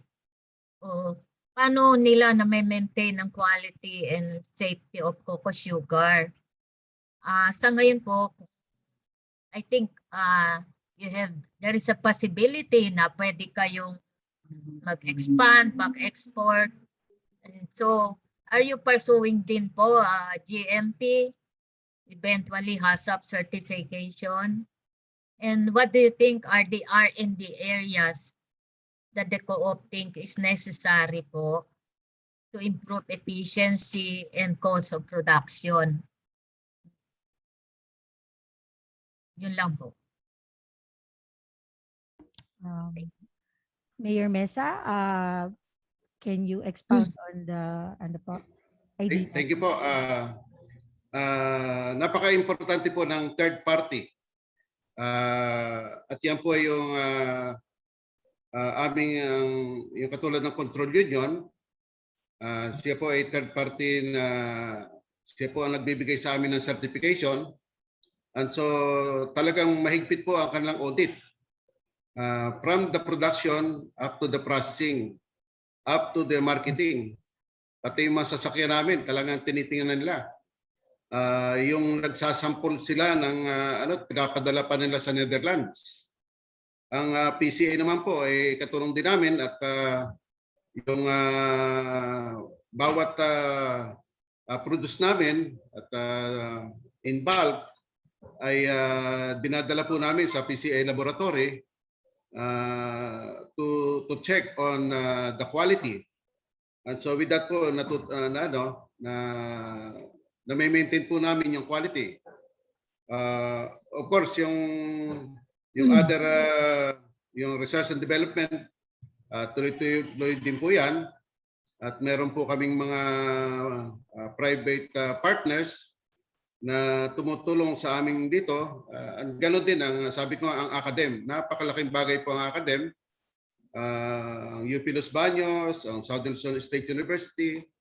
Ang UP Los Baños po, nag-create talaga sila ng team of experts to help Alabat technically sa mga projects natin dito. So napakalaking bagay po yung pakikipag-ugnayan sa academe and with all other government and private institutions. Thank you, Mayor Mesa. I think Mr. Fernando Cerile is raising his hand. Meron po kayong additional comment, sir? Excuse me. Yung question po kanina na gusto kong i-add yung how to strengthen the relationship between the LGU and co-ops or organizations. Okay, so I think my answer is now not related to the recent questions. If you allow me, then I have to answer the addition about the question yung kanina po na how to strengthen the relationship with the LGU and the cooperatives. Yes, please, sir. You can provide your input, sir. Okay po. Sa amin dito sa Javier, we have so many communities, no? May mga organizations kami na 54 organizations and accredited sa SB, 34 yun. So, isa yun sa yung asosasyon na mga coconut. So, every time yung para ma-strengthen yan, we have to invite them from planning to monitoring. So, every activity here, so that they will be involved in planning, in budgeting, up to monitoring. So how they feel that they also own a certain programs and projects that they will intend to in our, for instance, developing or formulating of comprehensive development plan. So every roadmap of the community is something like a certain projects. So they will always be get involved. Yun po ang sekreto namin. Thank you po. Maraming salamat po, Engineer Cerile, for your additional insights on the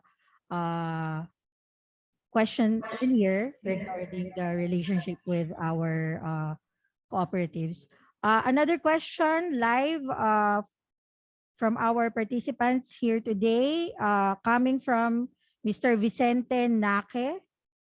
Sir, the floor is yours, sir. Magandang hapon po sa lahat. Bali, ako po originally from Surigao del Sur. Nandito lang ako po ngayon kasalukuyan sa Cabuyao, Laguna. Sa mga karanasan po namin, lalong-lalo na po, isa rin talaga ako na lumaki sa hirap at minana ko pa yung lupain na iniwan ng aking mahal na magulang na World War II veterans. At hindi po namin ito napa-improve hanggang sa kasalukuyan. Mataas na po nga yung mga niyog eh. Dahil mula sa barangay hanggang sa LGU, may mga kakulangan suporta po sila. Yung mga kakulangan po na suporta, unang-una na lang sa mga registration, tinatanggihan nila. Experience po ito ng aking kapatid na may Panausaon Indigenous People siya na association, ayaw kilalanin mismo ng barangay. Tapos pagdating din sa lokal, ayaw din i-registered. Ngayon, ang ginawa ng kapatid ko, para sa kapakanan ng kanyang mga membro, na mga indigenous, nagdirekta siya sa region. Dahil ayaw siya entertain ng LGU. May representative naman doon ang PCA sa local government. Pero hindi ko maintindihan. Ipinagkakait nila yung programa ng gobyerno. Pagdating naman doon sa region, hindi naman siya tinanggihan. Ini-entertain. Ang problema pagdating sa local, pagbaba sa barangay, kasi mismo mayroon siyang project na approve na ng region. Pagdating sa LGU, naglaho parang bula. So ang ginawa niya, inimbestigahan niya kung paano nangyari. I-approve naman. Yung pala, nasa ibang asosasyon binigay. Di gaano kasakit yun. Sa isang ordinaryong magsasaka ka na gusto mong umangat, yung makatulong ka sa lipunan, tapos ganun ang nangyayari. Kaya napag-iwanan po talaga kami doon sa Surigao del Sur. Yun yung problema namin sa mga maliit na mga magsasaka. Matataas na po yung mga niyog namin. Gusto na namin palitan ng mga yung mga ano tawag nito?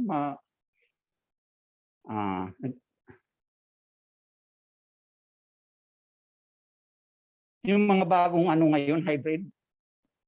So in-address ko ito kay kay Sir Madrigal kung papaano kaming nasa baba na matulungan kami direkta. Kasi dumadaan talaga sa LGU eh. Pag hindi ka kakampi sa politika, hindi ka makakalusot. Ito yung problema. Pag hindi ka naman kamag-anak, hindi ka rin makakalusot. Baka po matulungan nyo kami sa programang panglipunan na yung mga maliliit talaga mismo, direktang matulungan. Maraming salamat po. Salamat po, no, Mr. Naki. No, ito po siguro ang isang unang aking ginawa nga po dito sa atin sa PCA ay alam po ninyo, sabi nga mas maganda po kung yung pag-uusap ay mas maraming involved, no? Mga iba't ibang ahensya, iba't ibang mga stakeholders ay magkakasama. No, kung makikita po natin doon sa inilahat ninyo, yung inyong komunikasyon sa LGU, tapos yung komunikasyon sa PCA. Ngayon po dito po ang ginawa po natin ay sabi nga i-organize natin itong ating stakeholders forum, no, sa lokal, mula sa kung po pwede, ang inano po natin probinsya, kung pwede mula sa municipal, provincial, regional forum, no, para po nakakasama natin sa pag-uusap, no. Alam niyo po, mas marami ang nakakarinig, mas marami ang nakakaalam, mas magiging transparent, mas magiging patas ang response ng ating mga partners dito o ng mga stakeholders, no. Maari hindi pa lang natin siguro nakikita din yung side, yung side po ninyo yung ating narinig. Maganda siguro eventually, no, maganda po nito mailahad kung ano ang naging problema. Pwede rin po natin kausapin ang local government. Baka naman may iba ring, maliban po sa inyong sinasabi, baka may iba ring dahilan, no, ang ating lokal na pamahalaan, maaring halimbawa na yung preparedness o kaya kung merong ibang pero supposedly kung talaga pong merong kasulatan nasa inyo o kaya may programa talaga sa inyo nakalaan, ay tatanungin natin kung paano ang nangyari dito sa implementasyon. But sabi ko nga po, yun, mas maganda po sana maging aktibo yung ating Coconut Farmers Council at nang sa gayon yung representasyon ng ating mga maliliit na magsasaka sa ating lokal na pamahalaan magiging mas institutionalized o mas magiging formal at nang sa gayon ay mas may nagdadala po ng ating mga hinaing mismo sa ating local government. No? Yun po siguro ang aking sa ngayon, no? Pero maganda po nito makuha natin yung buong istorya, no, at makuha rin natin yung side ng ating ng local government para para makita natin ano ba ang naging problema. Maraming salamat po. Thank you, sir. Maraming salamat po sa inyong katanungan, Sir Vicente Naque. So, our last po na nakikita natin naka-raise ng hand live participant for today Ito po, kilalang supporter po ng PCA at ng coconut industry po, Dr. Emil Javier. Dr. Javier, the floor is yours po for some discussions. Yes, magandang tanghali sa atin lahat. Magandang tanghali, Admin Madrigal. Ito follow-up question para kay Mayor Mesa. Yung tanong ni Admin Madrigal na suggestion din ni Shell Abito na sana makasama yung dalawang munisipyo sa Alabat sa progreso ng bayan ng Alabat. So, kasi yung cocoa sugar at saka coconut water, coconut milk, in the world competition, merong premium kung yan ay organic. Kaya tama yung organic cocoa sugar. So, pero marami pang ibang produkto na pwedeng itanim kasama ng coconut like coffee, cacao, and other things na pwede ring organic. Mayor, yan ba yung napag-usapan na ng tatlong mga mayor na baka sakali mas maganda yung buong Alabat Island gawin na nating organic para madali ang certification. At kung yan naman ang maging decision nyo, I'm sure we in Los Baños will be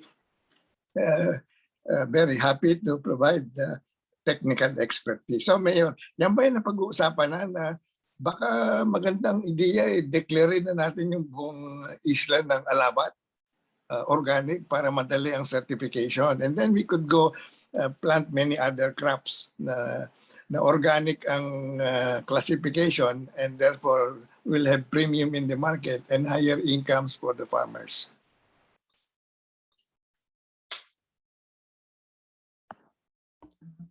Mayor Mesa?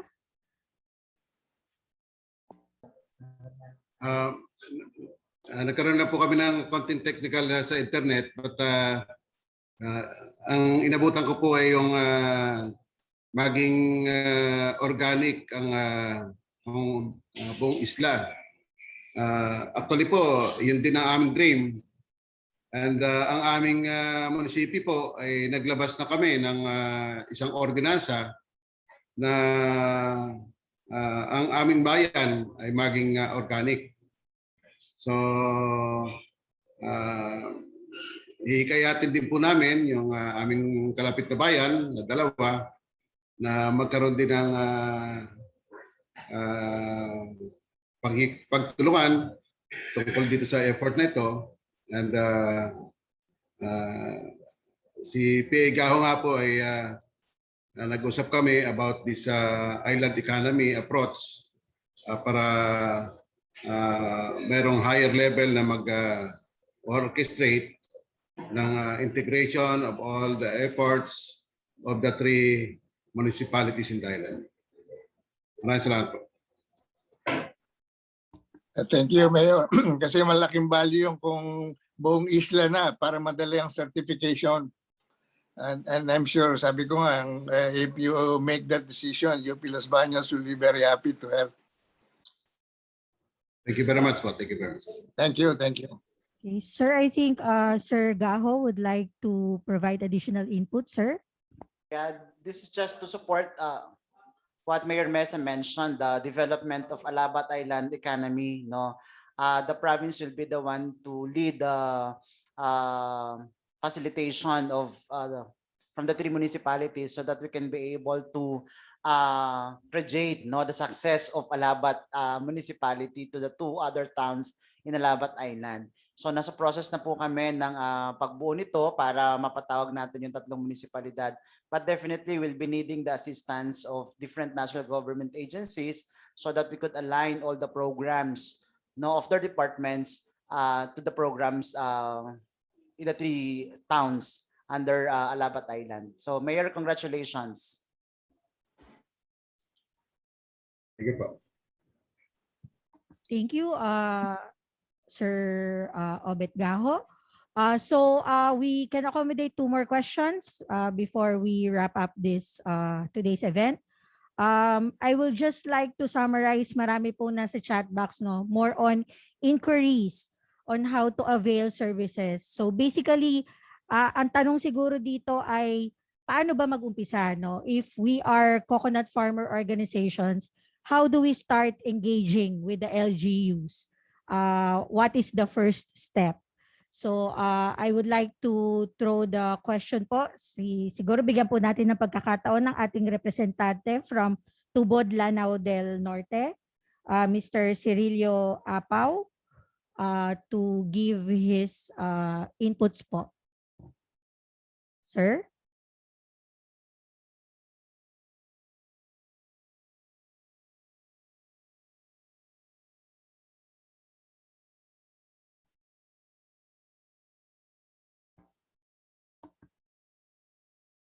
So mukha pong wala po si Sir Cirilio Apaw. Siguro we throw the questions now to our yung marami-rami na pong experience in terms of jump starting coconut organizations, helping them through our LGU engagement. Sir Obet Gaho and then Sir Joel Pilapil can also provide inputs on the PCA part. Sir? Well, thank you very much again. No? Ang provincial government, napakaraming mga LGU-led enterprises, not only for coconut products, but also for their different commodities, vegetables, high-value crops, and even fisheries.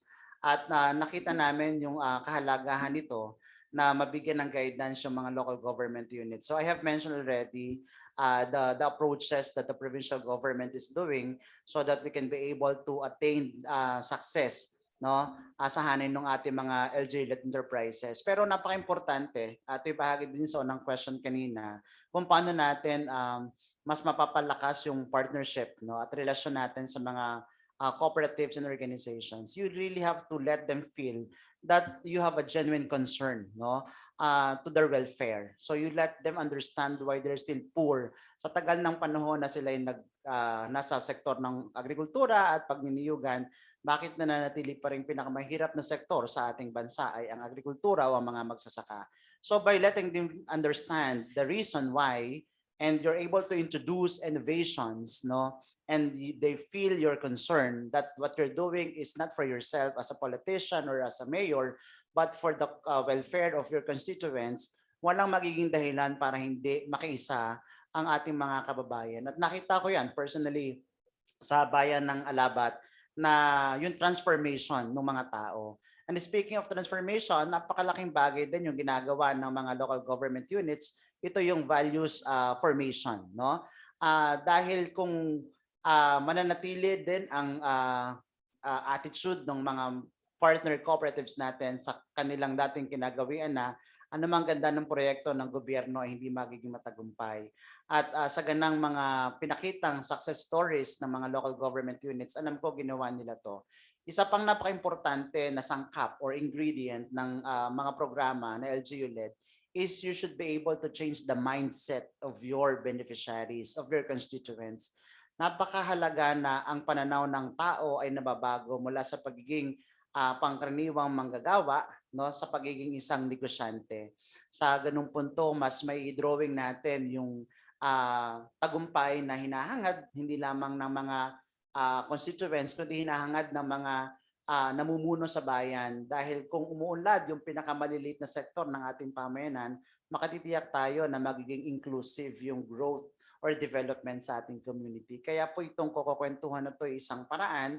Nakakatuwa yung mga comments, no, na bakit ngayon lang nakita ng mga tao ang ginto sa niyog, bakit ngayon lang nakita ng ating mga kababayan ang programa ng pamahalaan na kinakailangan palang maging organisado pero nandyan at handang tumulong. So itong mga comments na to ay tunay na nakaka-inspire, no, sa mga national government agencies at maging sa mga local government units na tinitingnang sandalan, no, ng pag-unlad ng sektor ng pagninegosyo sa agrikultura ang mga lokal na pamahalaan. So maganda itong simula at I'd like to congratulate PCA for doing this. I think sa taong ito napakamakabuluhan ng ginagawa nating CocoKwentuhan. Thank you.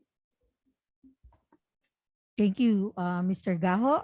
We'd like to hear from our regional manager from PCA Region 8, Sir Joel Pilapil.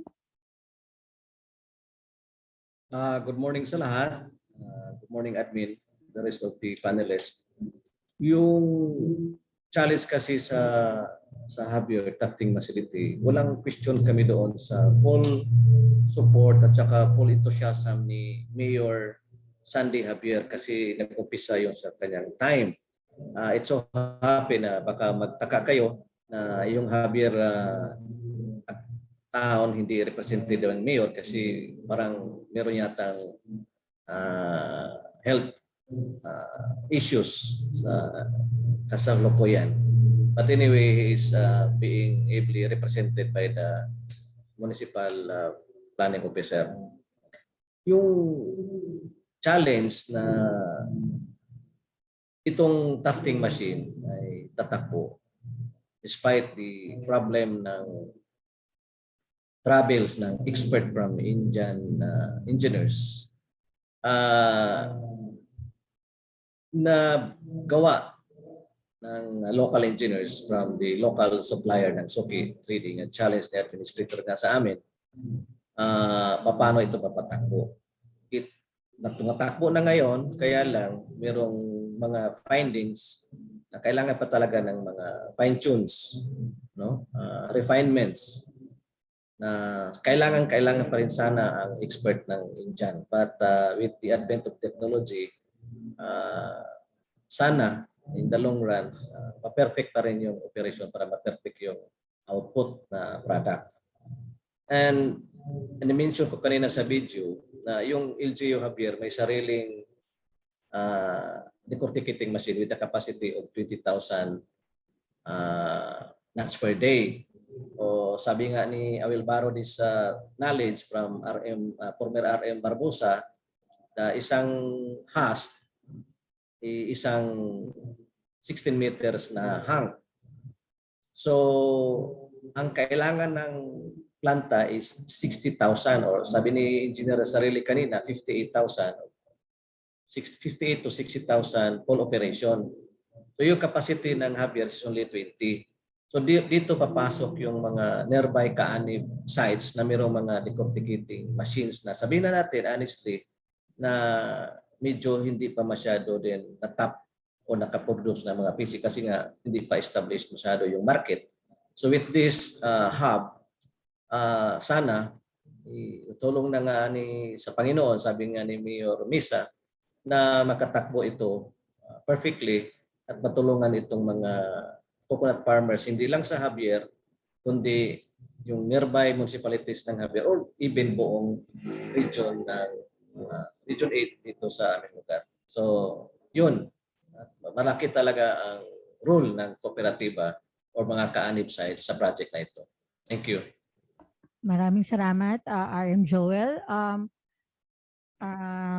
Mayor Mesa, are you raising your hand po?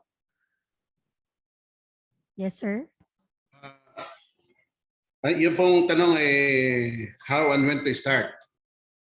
Ang ano ko po dyan we should start with the visioning. Ano ba talaga yung vision ng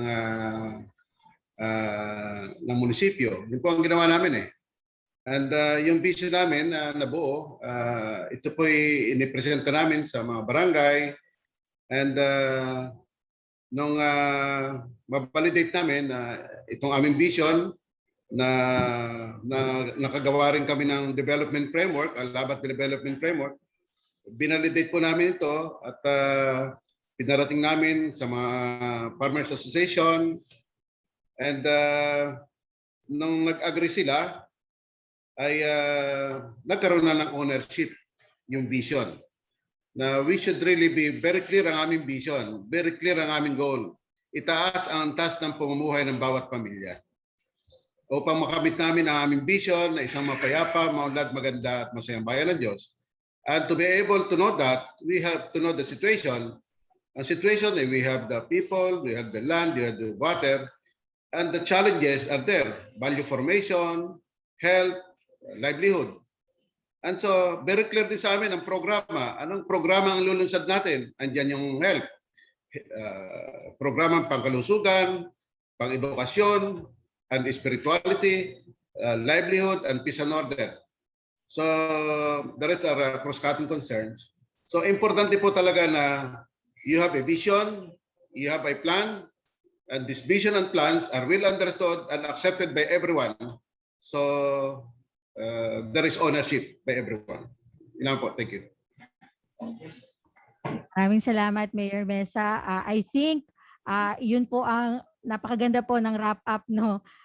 The having a vision in mind sa pag-uumpisa po ng ating mga undertakings for the development of the coconut industry. I guess this ends our question and answer for today. I would like to give the floor back to our MC. Thank you very much. Maraming salamat po once more. Another productive and very insightful Q&A session. Thank you so much, Ms. Leia Ana Cuarto, our Department Manager at the PCA-CPS. Bago po tayo magtapos, gusto pong tawagin ang ating Deputy Administrator of Administrative and Finance Branch, Mr. Walter M. Partosa, to award our plaque of appreciation for our esteemed guests and panelists for their contribution today. Sir Walter. Thank you, Dan. Maraming salamat po sa inyo lahat. Lalo na po sa ating mga special guests na tumulong sa ating discussion today. On behalf of the Philippine Coconut Authority, I'd like to present this plaque of appreciation to Cabinet Secretary Carlo Alexi Nogales, in grateful acknowledgement and sincere appreciation for his valuable service rendered as keynote speaker in the Coco-Negosyo webinar entitled Sa CocoKwentuhan, Negosyo ang Pag-uusapan, Suporta ng Industriya at Gobyerno sa Manyog ay Asahan. As part of the 35th National Coco Week celebration given this 23rd day of August 2021 at PCA Diliman, Quezon City. Signed, Benjamin R. Madrigal Jr., Administrator. We also like to present the plaque of appreciation to the different participating local government units, to Claver, Surigao del Norte, Miss Honorable Georgia D. Gokyangki, Mayor of Claver, and Miss Presida, Chairperson of the Claver Coconut Farmers Multipurpose Cooperative, to Engineer Fernando B. Sarile, Municipal Planning Development Officer and Coordinator of Javier Leyte, Major General Fernando L. Mesa, Municipal Mayor of Alabat, Quezon, and Mayor Leoncio Bagol of Tubod, Lanao del Norte. Thank you po very much for all your help and assistance. Maraming salamat po once more, Sir Walter. Thank you so much for the assist. And para po sa ating lahat, maraming salamat po sa lahat ng mga bumisita at nakinig at nakisali sa ating discussion ngayong araw na ito, all about LGU-Led Coco-Negosyo. Sa Coco-Negosyo, suporta ng lokal na pamahalaan ang Masasandalan. Sana po may naitulong at may natutunan po tayo sa araw na ito. At naging proud po tayo sa mga success stories na ating narinig at nakahanap po tayo, nakakala po tayo ng impormasyon para magawan po ng paraan and eventually maging successful din ang ating mga inaabala at mga ventures sa negosyo natin sa coconuts. Bukas po, sana po makasama po ulit tayo for Day 3 of CocoKwentuhan 2021. Ang pag-uusapan po natin ay ang private sector.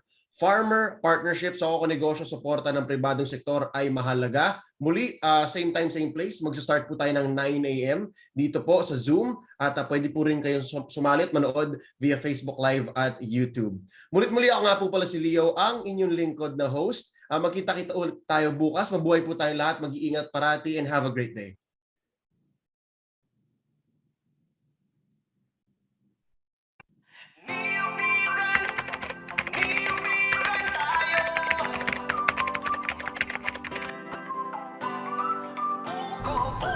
Welcome to the 35th National Coconut Week. This is the first time PCA will be doing a virtual exhibit. The objectives of this activity are to establish awareness of the importance of the coconut industry, to promote coconut products and byproducts and their benefits, and to encourage investments. We have 18 private companies producing various coconut products, participating on this virtual trade fair, and 2 government agencies. By using the mouse over and clicking the eye icon, our potential buyers will be able to see company information with contact details, address, and their product lines. By simply clicking icon button of the company, you will go directly to their booth. This is the Philippine Coconut Authority booth. All marketing collaterals like company banner,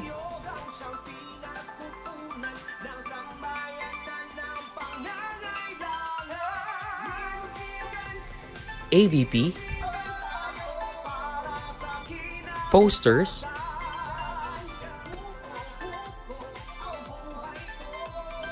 and brochures. Contact information can also be found in the booth and the chat box for inquiries.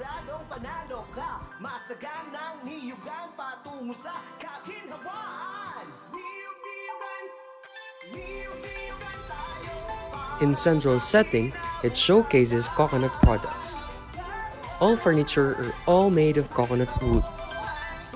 The directory can also be found here.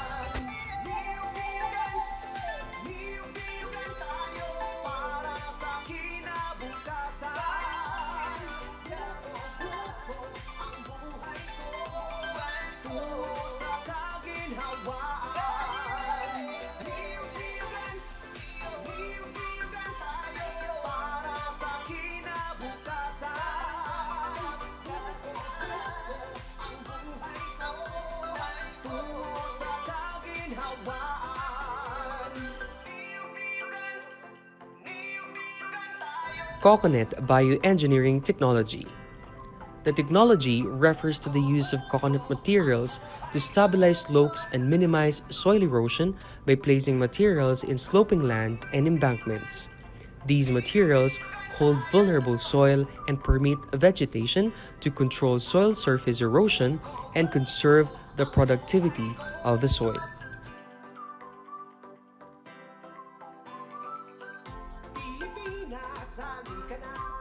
Nasa paligid lamang ang iyong hinahanap. Huwag mag-alinlangan, huwag nang mangamba. Ang puno